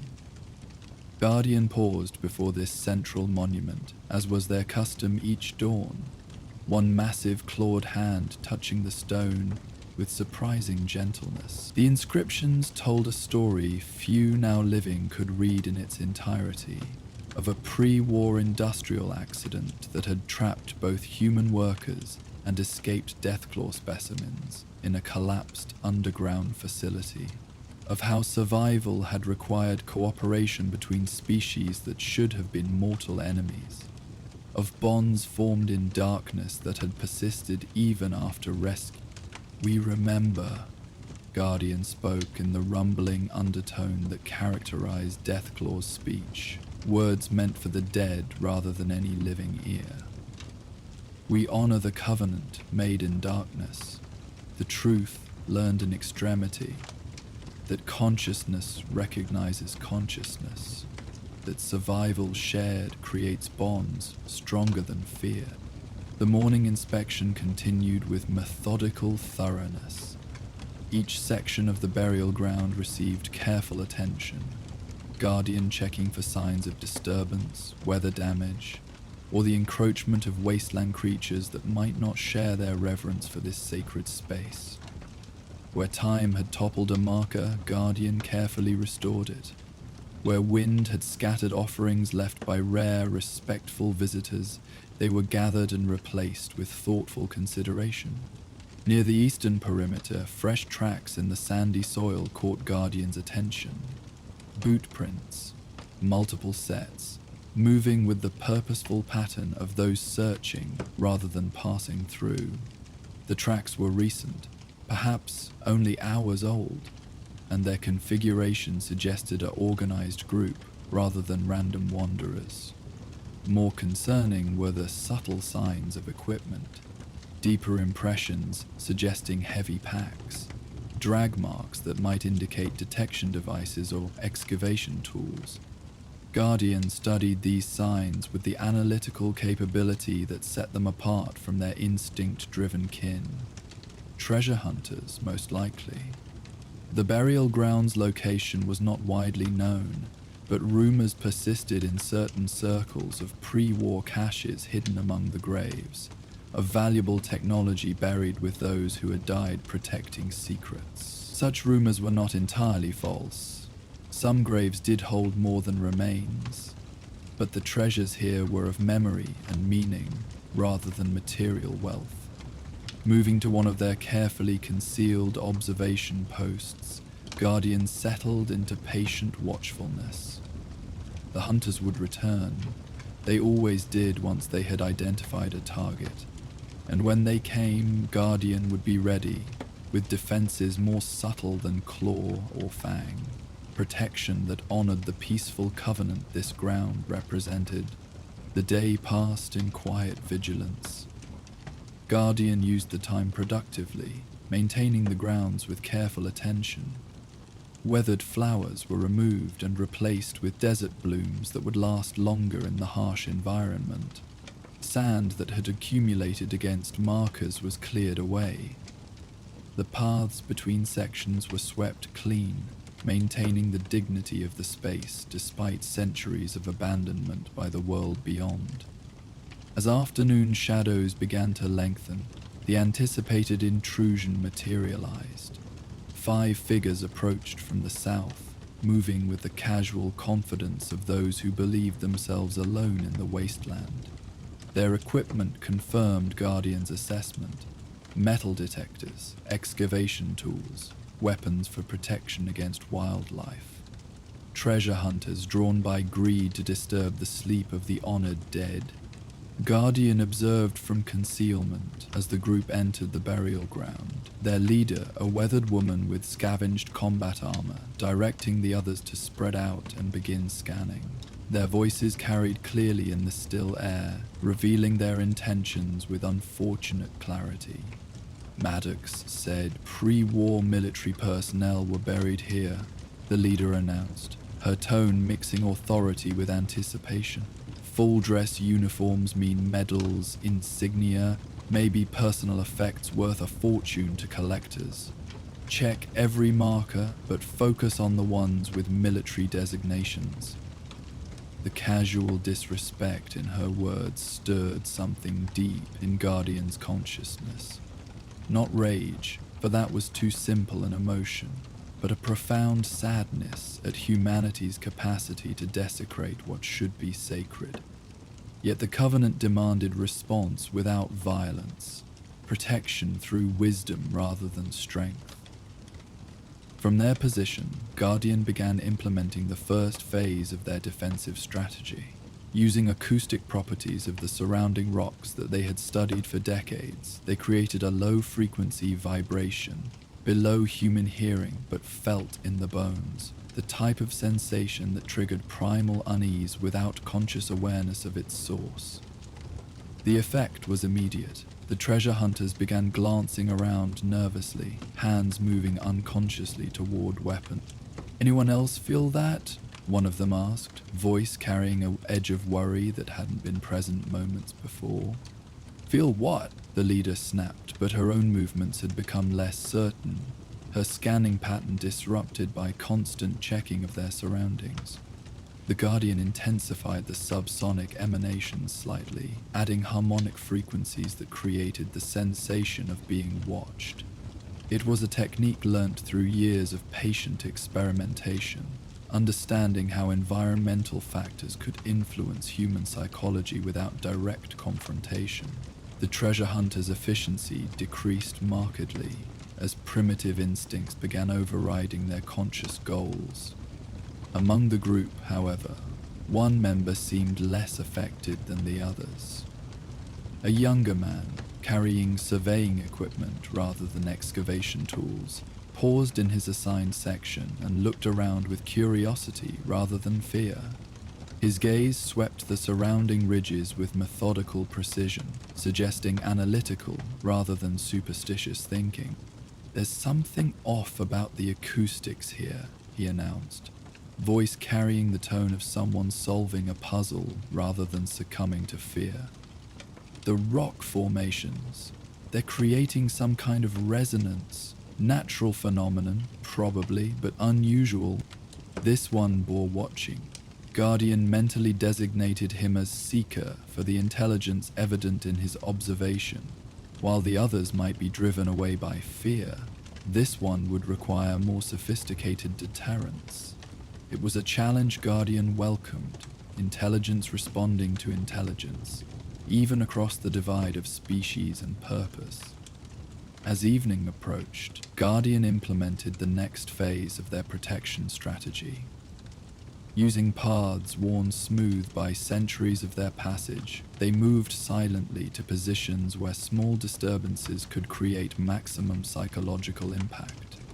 A stone dislodged here would roll with unnatural precision, A desert plant placed there would move against the wind. Shadows would fall in patterns that suggested presence without revealing form. The treasure hunter's nerve began to fracture under the accumulated strangeness. Whispered conversations revealed growing superstition, mentions of curses and guardian spirits. The leader tried to maintain authority through bravado, but even she jumped when a carefully balanced stone fell at precisely the right moment to suggest deliberate action rather than natural occurrence. "This place isn't right," one of the hunters muttered, backing away from a grave they had been about to excavate. "Maddox didn't say nothing about it being haunted." "Places aren't haunted," the leader insisted, but her voice lacked conviction. "It's just the wind, the rocks, natural stuff made creepy by bad light." Seeker, however, had ceased his assigned scanning and was instead studying the patterns of disturbance with increasing interest. His path brought him closer to one of Guardian's observation positions, though still at a safe distance. The young man's body language suggested fascination rather than fear, pieces of a puzzle coming together in his mind. Night fell with desert swiftness, and Guardian adapted their tactics accordingly. Phosphorescent minerals, carefully collected and positioned over years of preparation, began to glow with subtle light when exposed to the specific angles of moonlight. The effect was ethereal, graves seeming to emanate faint luminescence, paths lighting with ghostly radiance that appeared and disappeared as clouds passed overhead. For the increasingly unnerved treasure hunters, this was the final insult to their courage. Muttered arguments broke out about continuing versus leaving, with growing support for immediate withdrawal. The leader's authority fragmented as fear overrode greed in most of her followers. "I'm not dying for some pre-war junk," one announced flatly, already backing toward their entry point. "This place is protected by something, and I'm not stupid enough to find out what." Yet Seeker remained, now openly studying the phosphorescent patterns with scientific interest. He had produced a notebook and was sketching the arrangements, noting angles and timing with the dedication of a true investigator. Guardian watched with growing respect. This human was approaching the mystery with intelligence rather than superstition, seeking understanding rather than flight or fight. As the main group of treasure hunters retreated in barely controlled panic, Seeker lingered. The leader called for him to follow, threats mixing with pleas, but he waved them off with distracted dismissal. Only when their voices faded into distance did he speak, addressing the night air with calm certainty. "I know you're there," he said quietly, setting down his equipment with careful movements that suggested no threat. The acoustic resonance, the precision of the disturbances, the phosphorescent placement. It's all too deliberate, too intelligent for natural phenomena or random chance. "You're protecting this place, aren't you?" Guardian remained still, evaluating this unexpected development. Direct contact hadn't been part of their strategy, yet this human's approach, respectful, intelligent, seeking understanding rather than conflict, aligned with the principles the burial ground represented. After long moments of consideration, Guardian made a choice that would have shocked both human and Deathclaw communities. Moving with deliberate slowness to avoid triggering fear responses, Guardian partially emerged from concealment. Only their upper body became visible in the moonlight, enough to confirm their presence without presenting full intimidating mass. Seeker's intake of breath was audible, but to his credit, he neither fled nor reached for weapons. "Guardian of sacred ground," Guardian spoke, voice kept a low rumble that wouldn't carry far. "Protector of the covenant, keeper of peace between the living and the dead, You show wisdom in seeing beyond fear. Why do you seek understanding where others seek only profit? Seeker's recovery from shock was remarkably quick, scientific curiosity overcoming species prejudice. I'm an archaeologist by training, treasure hunter by economic necessity, he admitted, but I've always been more interested in understanding the past than plundering it. This place, it's different from any burial ground I've encountered. The integration of human and Deathclaw markers, the sophisticated protection systems, it tells a story that challenges everything we think we know about pre-war society. Guardian studied this young human, recognizing a kindred spirit in his reverence for history and meaning. The story is older than the war, though the war gave it final form. Would you hear it? Would you understand why this ground must remain undisturbed? Why some treasures are too precious for taking?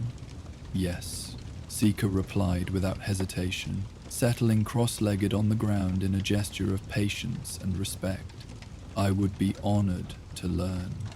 Through the night hours, Guardians shared the history of the burial ground, the industrial accident that had forced cooperation, the bonds formed between human workers and Deathclaw specimens that should have been enemies, how that cooperation had persisted through rescue and recovery. When the war came, descendants of both groups had found themselves sheltering together once more, the old covenant remembered in humanity's darkest hour. Died together, Guardian explained, gesturing toward the integrated sections of the cemetery. Human and Deathclaw, protecting each other to the end. Their children bury them side by side, honoring bonds that transcended species. I am descended from those who survived, carrying the obligation to protect this testament to what could have been, what might yet be again. Seeker listened with rapt attention, occasionally asking clarifying questions that showed his genuine engagement with the history.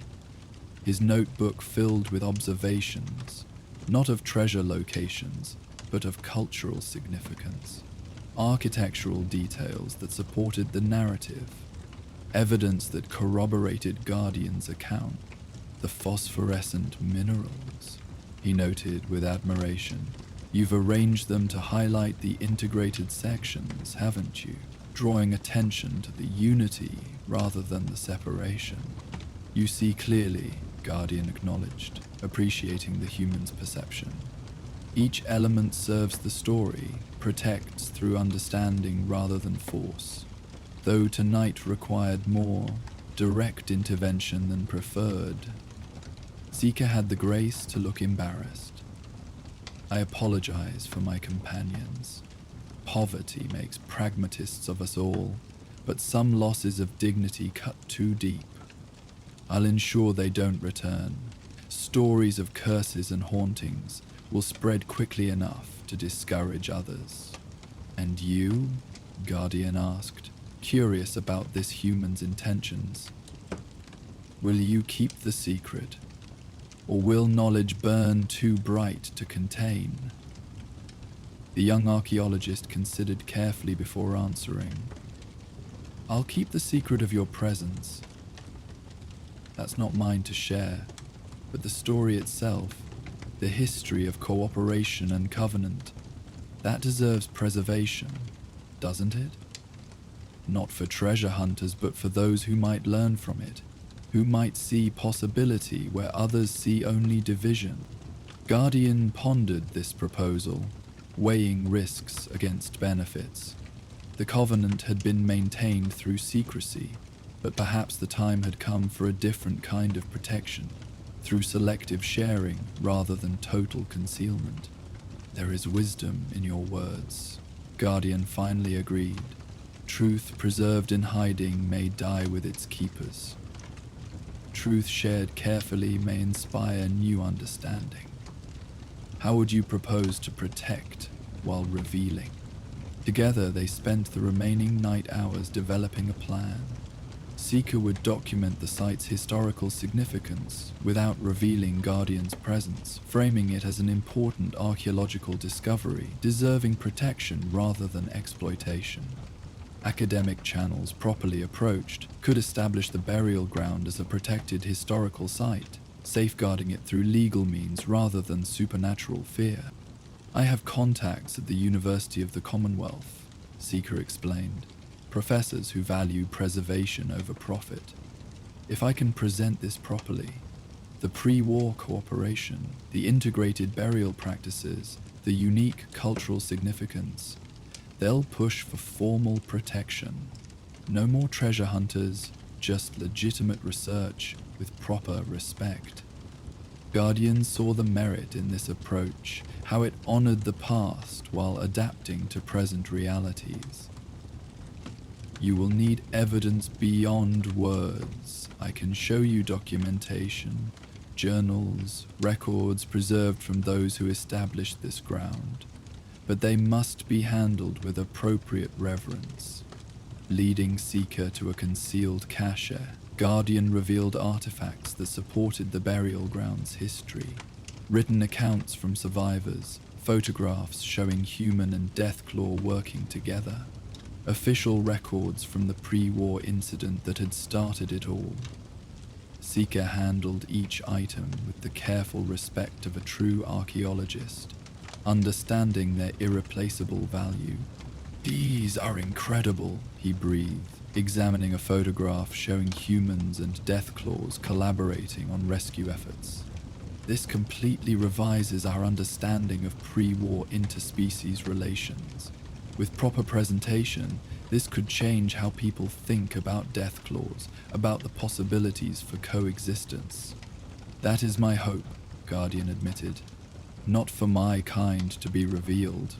We are too few, too vulnerable to fearful violence.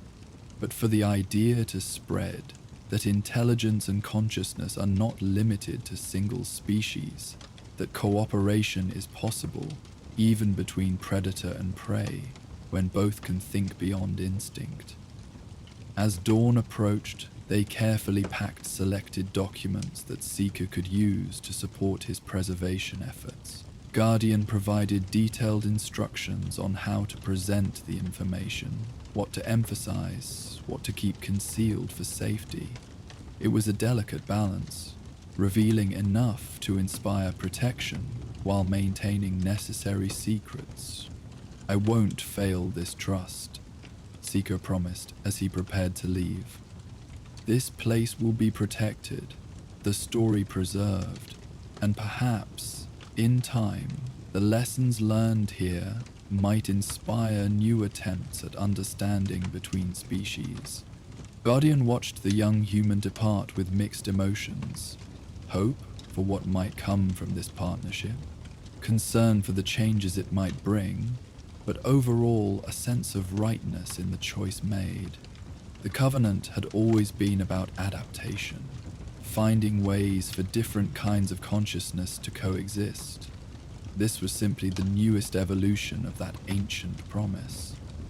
In the weeks that followed, Guardian observed increased activity around the burial ground, but of a different nature than before. Academics arrived with careful steps and respectful demeanor, documenting without disturbing, studying with genuine interest in understanding rather than exploiting. Seeker returned regularly, always alone, always announcing himself before entering, maintaining the trust established on that first night. During one such visit, Seeker brought news that filled Guardian with cautious optimism. The university committee approved the proposal. The burial ground will be designated a protected historical site. No excavation without rigorous approval, no treasure hunting whatsoever.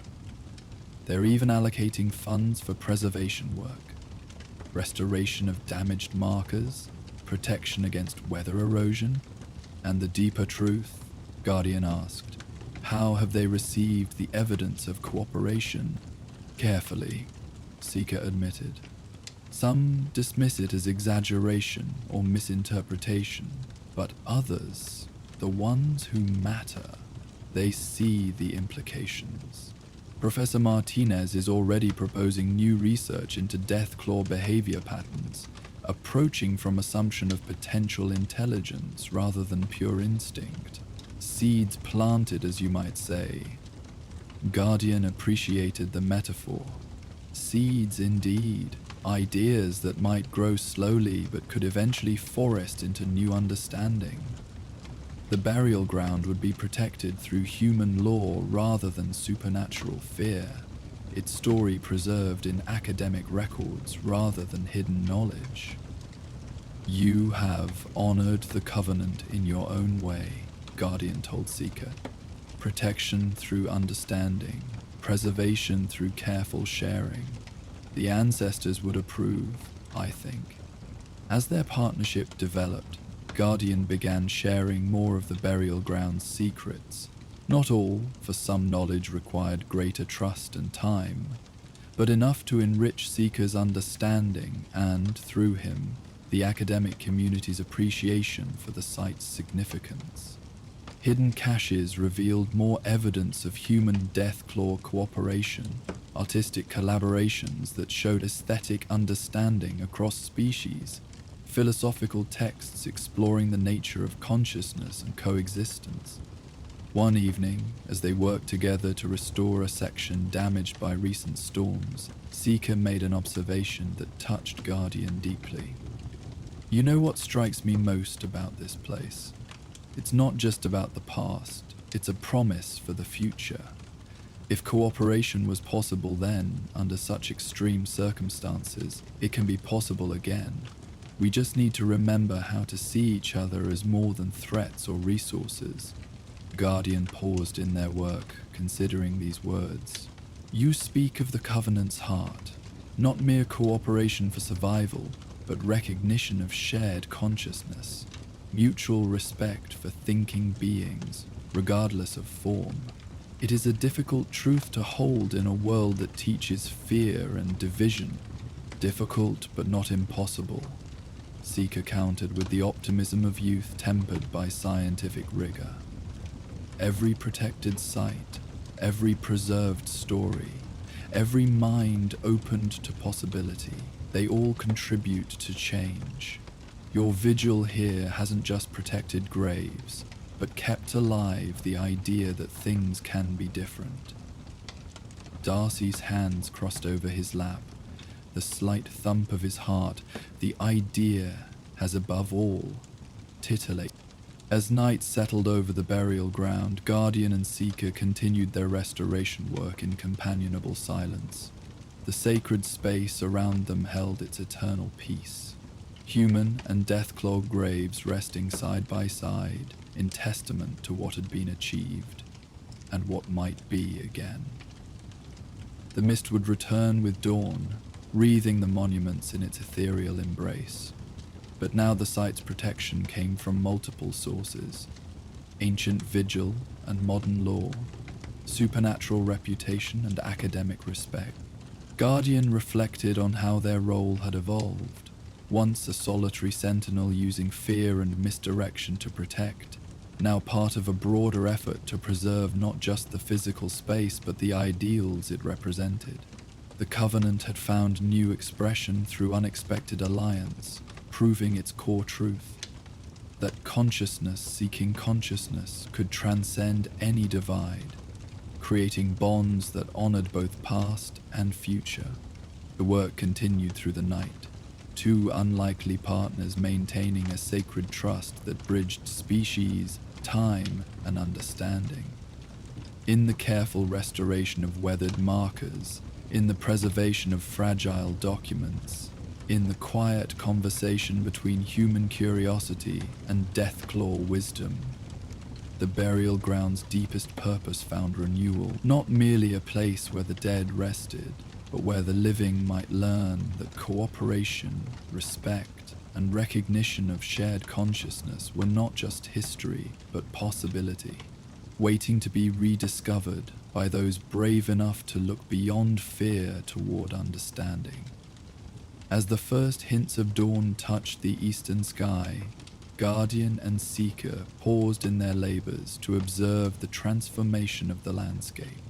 The burial ground emerged from darkness like a meditation on permanence and change, its monuments standing witness to both the tragedies of the past and the hopes for the future. Here in this sacred space, where human and Deathclaw rested together, the Covenant lived on, protected now not by single guardian, but by growing understanding, preserved not in solitude, but through carefully shared truth. While our sentinel and seeker forge new paths of protection through understanding in the sacred burial ground, another story of connection awaits in the Western Wastes, where creativity blooms in the most unexpected places. An artist of scales and claws transforms the harsh landscape into galleries of wonder, leaving mysterious beauty for those with eyes to see. Join us next for the artistic soul. Moonlight transformed the wasteland into a canvas of silver and shadow, each rock formation and dried riverbed becoming elements in a composition that few eyes could appreciate. Yet one set of eyes did see, ancient, intelligent, and possessed of an aesthetic sense that should have been impossible in a creature evolved for predation.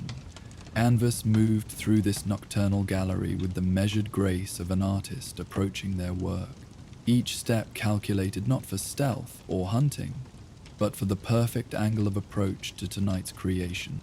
The chosen site spread before them like a natural amphitheater, a dried lake bed where centuries of wind had carved spiral patterns in the hardened earth, creating a foundation that seemed to invite elaboration. Canvas circled the space slowly, massive head tilting to observe how moonlight played across the natural formations, how shadows might interact with additions, where the eye would naturally flow when viewing the completed work. From a collection carefully gathered over previous nights, Canvas began selecting stones. Not randomly, never randomly. Each piece was evaluated for size, texture, color, how it would relate to its neighbors, what role it would play in the greater composition. A smooth riverstone the color of old bone would anchor one section. A chunk of red sandstone, its surface rough with crystalline inclusions that caught light, would provide textural contrast. A piece of volcanic glass, black as the spaces between stars, would create necessary negative space. The mathematical principles underlying the design existed not as conscious calculations, but as intuitive understanding, the same way a bird knows flight without comprehending aerodynamics.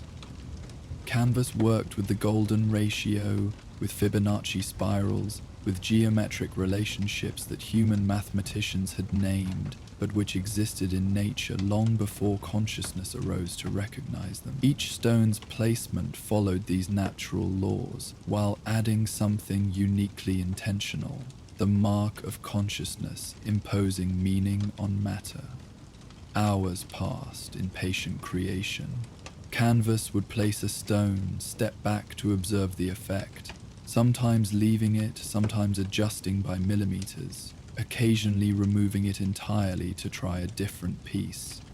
There was no urgency, no deadline, save the dawn that would eventually require withdrawal. This was meditation as much as creation, a dialogue between artist and landscape that needed no words. As the spiral pattern took shape, it began to generate its own logic. What had started as an elaboration on natural formations evolved into something more complex, a visual representation of growth and time, of how small changes accumulated into large transformations. The stones seemed to flow like frozen water, creating movement in stillness, suggesting both permanence and change. When the eastern sky began its subtle lightening that preceded dawn, Canvas made final adjustments. A small white stone was moved slightly to catch the first rays of sunrise. A dark stone was angled to cast a specific shadow. The entire composition was observed from multiple viewpoints, ensuring it would reveal different aspects as the light changed throughout the day. Satisfied at last, Canvas withdrew from the creation, moving to a distant vantage point that allowed observation of the completed work. In the growing light, the spiral pattern seemed to pulse with subtle energy, the carefully chosen stones creating rhythms of light and shadow, texture and smoothness that drew the eye inward and outward simultaneously. It was, Canvas knew with quiet satisfaction, good work. Not perfect. Perfection was a human concept that nature neither sought nor achieved, but complete in its expression of the moment's inspiration. As full daylight claimed the wasteland, Canvas retreated to the concealed cave system that served as both shelter and studio. The main chamber had been transformed over years of habitation into something unprecedented, a Deathclaw's private gallery. Walls bore careful scratches that had evolved from territorial markings into deliberate patterns. Alcoves held collections of materials sorted by color, texture, and potential use. Most remarkably, a section of smooth walls served as a planning space, where Canvas could work out designs using charcoal and soft stones before implementing them in the landscape. Rest came slowly after nights of creation, consciousness buzzing with ideas for future works. Canvas often spent these quiet hours remembering Creator, the one who had first awakened the aesthetic sense that now drove these nocturnal activities. Creator had been old when Canvas was young, scales dulled with age but eyes bright with perception that went beyond survival needs. See, Creator had said, using the simple vocabulary that was all their developing consciousness could manage then. Pattern in all things. Pattern in stars, in water flow, in hunt movements, but we can make new pattern, our pattern. This is gift of thinking, to see what is and imagine what could be. Those early lessons had been simple, arranging bones after a kill to create pleasing shapes, noticing how certain rocks looked beautiful when wet, understanding that sunset colors followed predictable but endlessly varying sequences. Creator had taught not through formal instruction, but through patient example, showing how consciousness could appreciate beauty for its own sake, could create simply for the joy of creation. The never-ceasing youth, son, the father, when Creator's life had ended, peacefully, in sleep, having lived far longer than most Deathclaws, Canvas had honored their memory the only way that felt appropriate. Not through violence or territorial display, but through the continuation of the aesthetic legacy. Each artwork created was both personal expression and tribute to the one who had first shown that Deathclaws could be more than instinct and survival. Days passed in routine cycles. Sleep through the harsh daylight hours, emergence at dusk to hunt if necessary, but always the night reserved for creation. Canvas developed different sites throughout the territory, each chosen for specific qualities. This dried riverbed for its natural spirals, that cliff face for how it caught moonlight, a grove of twisted Joshua trees that provided vertical elements to work with. The creations were ephemeral by nature. Wind scattered the lighter arrangements.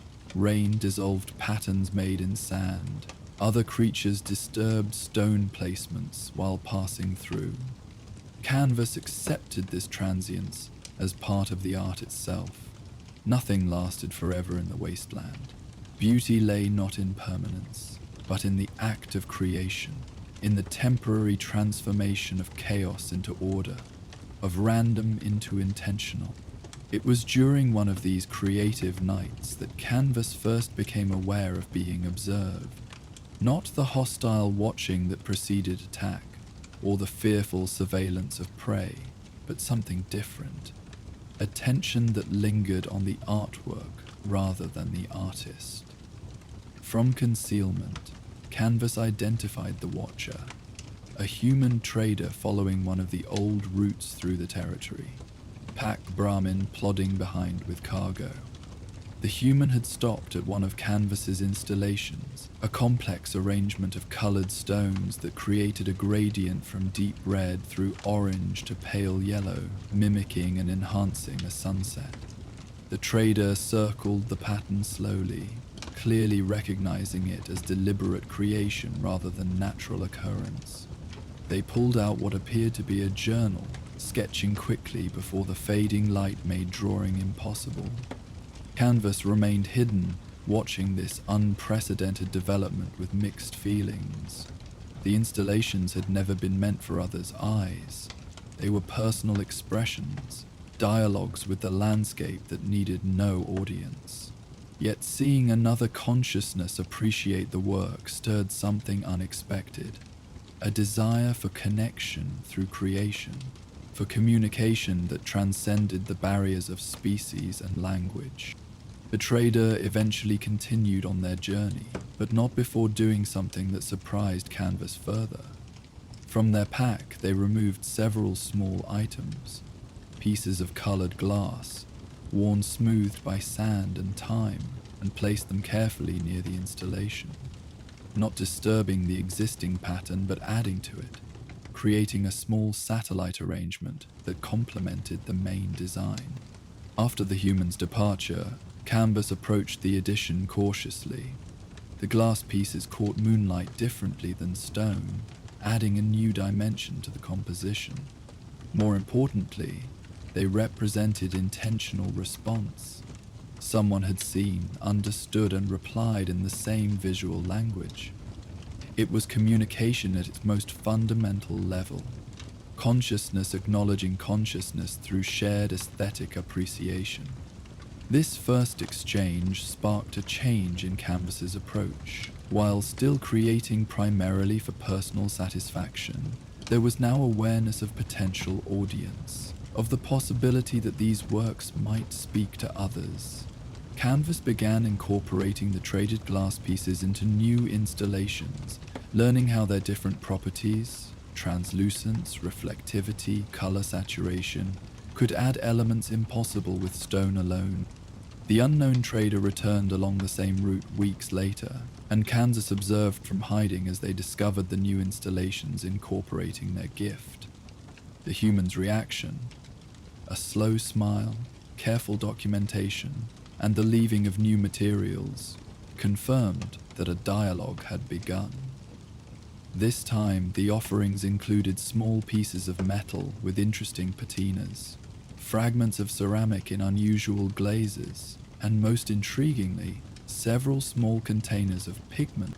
The pigments opened entirely new possibilities. Canvas experimented carefully, learning how to mix them with water or oil to create lasting marks, how different surfaces accepted color differently, how weather affected various applications. Soon, installations began incorporating painted elements, a stone marked with spirals of blue, sand patterns highlighted with dusted red pigment, cliff faces decorated with careful geometric designs. Seasons passed in this wordless exchange. The trader, whom Canvas had begun thinking of as journey for their constant travels, established a predictable route that allowed for regular communication through art. Each passage brought new materials and new responses to Canvas's evolving works. Journey began leaving not just raw materials but tools, brushes made from Brahmin hair, shaped implements for fine detail work, containers better suited to mixing pigments than Canvas's improvised solutions. The evolution of Canvas's art reflected this expanding palette of possibilities. Early works had been exercises in form and balance. Now they incorporated color theory, textural contrasts, mixed media approaches that pushed the boundaries of what wasteland art could be. An installation might combine painted stones with metal elements, glass accents with natural materials, creating works that belonged to no human artistic tradition, but spoke a universal language of beauty and intention. One particularly ambitious piece occupied canvas for multiple nights. A massive mandala created in a natural depression, using every technique and material accumulated over years of exchange. Stones provided structure, metal added linear elements, glass created points of light, and careful application of pigments tied everything together in a harmony of color and form. The mathematical precision underlying the design was hidden beneath organic flow, creating something that felt both calculated and natural. When Journey discovered this masterwork, their reaction was everything Canvas had hoped for.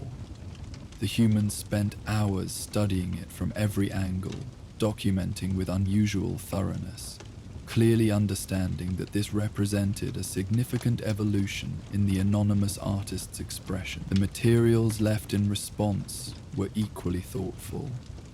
Rare pigments in colors Canvas had never seen, specialized tools for techniques not yet explored, and something unexpected, a small mirror, opening possibilities for incorporating reflection into future works. As trust grew through their artistic exchange, Canvas began taking greater risks. Works appeared closer to the trade route, in locations where Journey would discover them more easily. The style became more distinctively personal, moving away from patterns that might be mistaken for natural phenomena toward clearly intentional artistic statements. It was a gradual revelation of identity, testing whether Journey's appreciation could overcome species prejudice if the artist's nature became apparent. The test came one night when Canvas, absorbed in creating a particularly complex piece involving precise placement of reflective elements to capture moonlight, failed to notice Journey's earlier than expected arrival. The human rounded a rock formation to find Canvas at work, massive form delicately placing a small mirror to complete a pattern of reflected light. Both beings froze, artist and audience suddenly confronted with physical reality beyond their comfortable exchange of creations. Canvas waited, ready to flee if Journey showed signs of fear or aggression, but hoping for something better. Long moments passed in mutual evaluation, two conscious beings recognizing the delicate nature of this unprecedented moment. Journey moved first, but not toward weapons or retreat. Instead, the humans slowly lowered themselves to sit at a respectful distance, hands visible and empty, posture deliberately non-threatening. When Canvas didn't flee, Journey spoke softly, voice carrying wonder rather than fear. "It's you. All this time, all these beautiful works, you've been creating them. I suspected something unusual when the patterns showed intelligence beyond human conventions, but I never imagined." The voice trailed off, then returned with quiet certainty. "Thank you. Thank you for sharing your vision, for trusting me with your art." Canvas had not used human speech in so long that forming words required conscious effort. "You saw.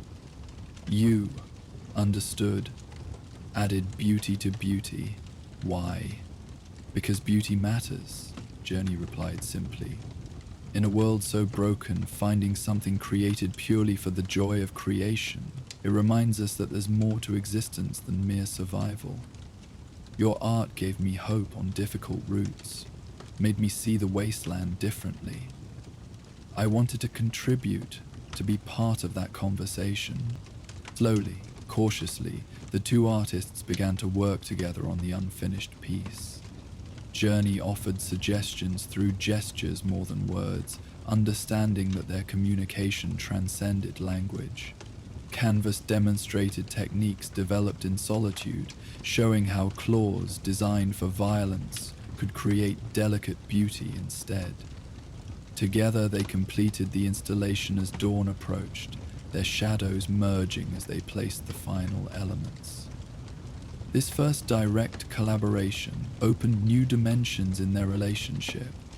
Journey began timing routes to arrive during Canvas's working hours, allowing for shared creation sessions. They developed a mixed vocabulary of human words, Deathclaw vocalizations, and gestural communication that served their artistic needs. Most importantly, they pushed each other creatively, Journey introducing human artistic concepts, while Canvas shared the unique perspective of non-human consciousness, expressing itself through beauty. Their collaborative works grew increasingly sophisticated. Journey contributed techniques from human traditions, perspective tricks, color relationships from various schools of thought, conceptual frameworks that added intellectual depth to Canvas's intuitive approach. Canvas brought an understanding of natural mathematics, of how the wasteland's own patterns could be incorporated and enhanced, of beauty seen through eyes evolution had shaped differently than human perception. One night, as they worked on a piece exploring the theme of transformation, broken objects arranged to suggest both destruction and renewal, Journey shared their own story, a childhood in a struggling settlement, an early love of beauty that found little support in a community focused on survival, years of trading that were really about searching for evidence that art and culture could still matter in the wasteland. Finding your work saved me in a way, Journey admitted, carefully placing a shard of mirror to catch starlight. I was beginning to believe beauty was a luxury we could no longer afford. Your installations proved otherwise, that the drive to create, to make meaning through beauty transcends species, transcends circumstances. If a Deathclaw could be an artist, then art itself must be as fundamental as breathing. Canvas understood this need for meaning through creation. Creator taught beauty is not extra. Beauty is how thinking beings say, I am here, I choose, I make different. Every piece is proof we are more than claws and teeth, more than survival. We think, therefore we create. Their partnership evolved beyond simple collaboration. Journey began documenting Canvas's solo works with respectful distance, creating a visual record of the Deathclaw art movement, though neither used such grand terms.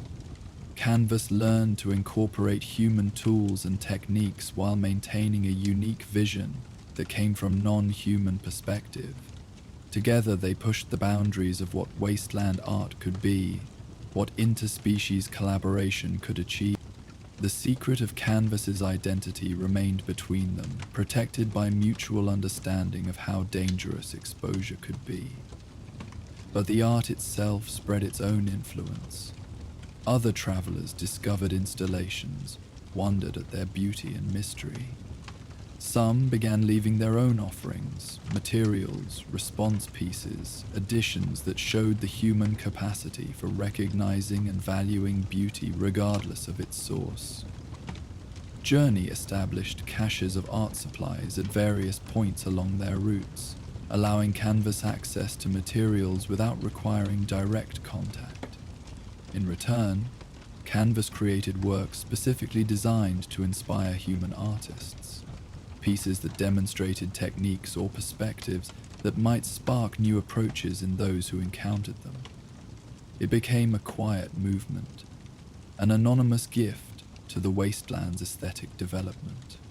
One particularly meaningful collaboration focused on the theme of memory. Canvas had been struggling to express the complex emotions around creators' influence, the way past teaching shaped present expression. Journey suggested incorporating actual artifacts, items that carried history within their forms. Together, they created an installation using old-world objects transformed by artistic intervention, each piece bridging past and present, loss and continuity.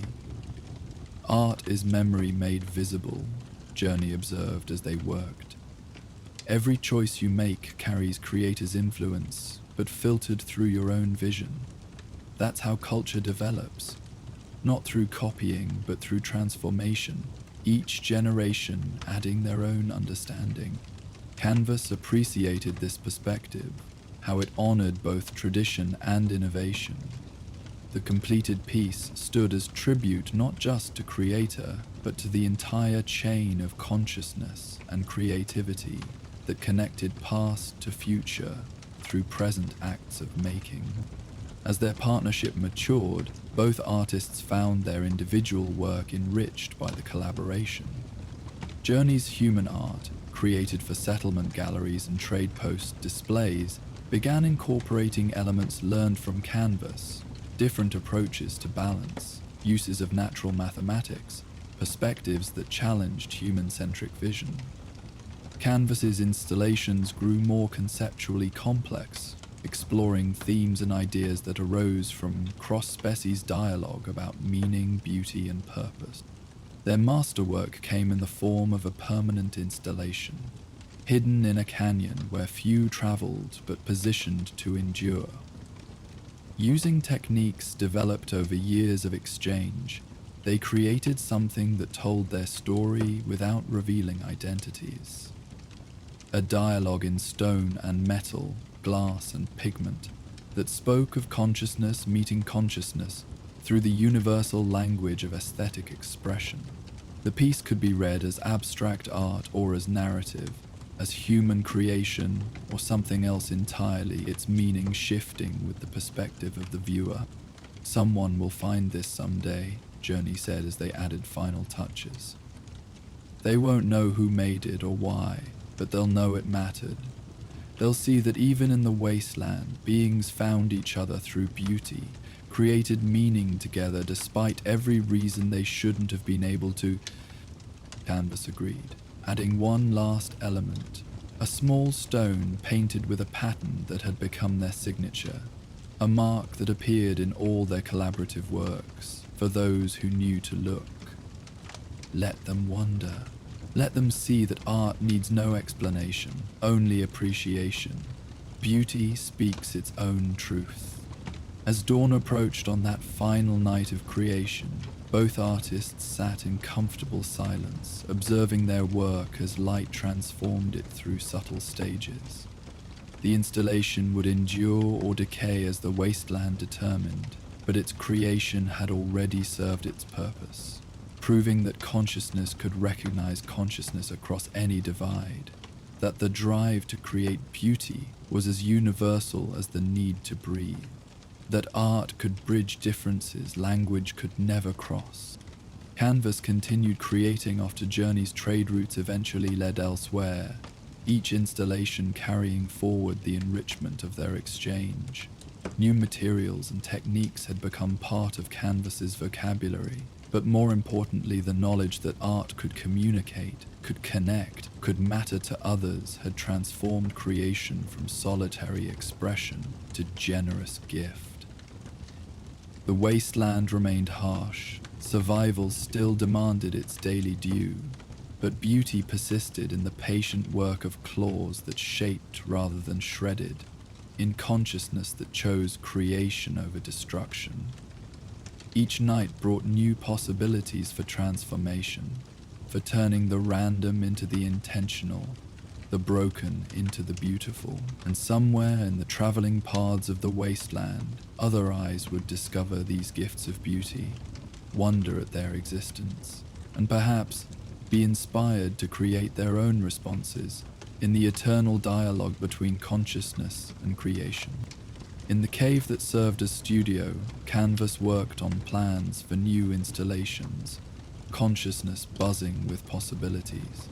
Creator's legacy lived on not in mere repetition, but in constant evolution, in the pushing of boundaries, in the faith that beauty mattered enough to keep creating it, even when no one might see. The wasteland nights stretched ahead, full of potential, each one an invitation to transform harsh reality, into something that spoke to the part of consciousness that recognized beauty as proof of being more than mere matter, more than simple survival. The artistic soul worked on, patient and purposeful, leaving gifts of beauty for those with eyes to see, hearts to appreciate, and perhaps hands to continue the conversation. In stone and pigment, metal and glass, the dialogue between consciousness and creation continued, transcending species, circumstance, and the limitations others claimed were absolute. Art, Canvas knew with quiet certainty, would find a way. Art always found a way. Thanks for wandering the wasteland with me tonight. If these stories helped you relax, don't forget to like, subscribe, and share your thoughts in the comments. For uninterrupted sleep, these videos play straight through without ads, letting the sounds of the wasteland guide you all night long.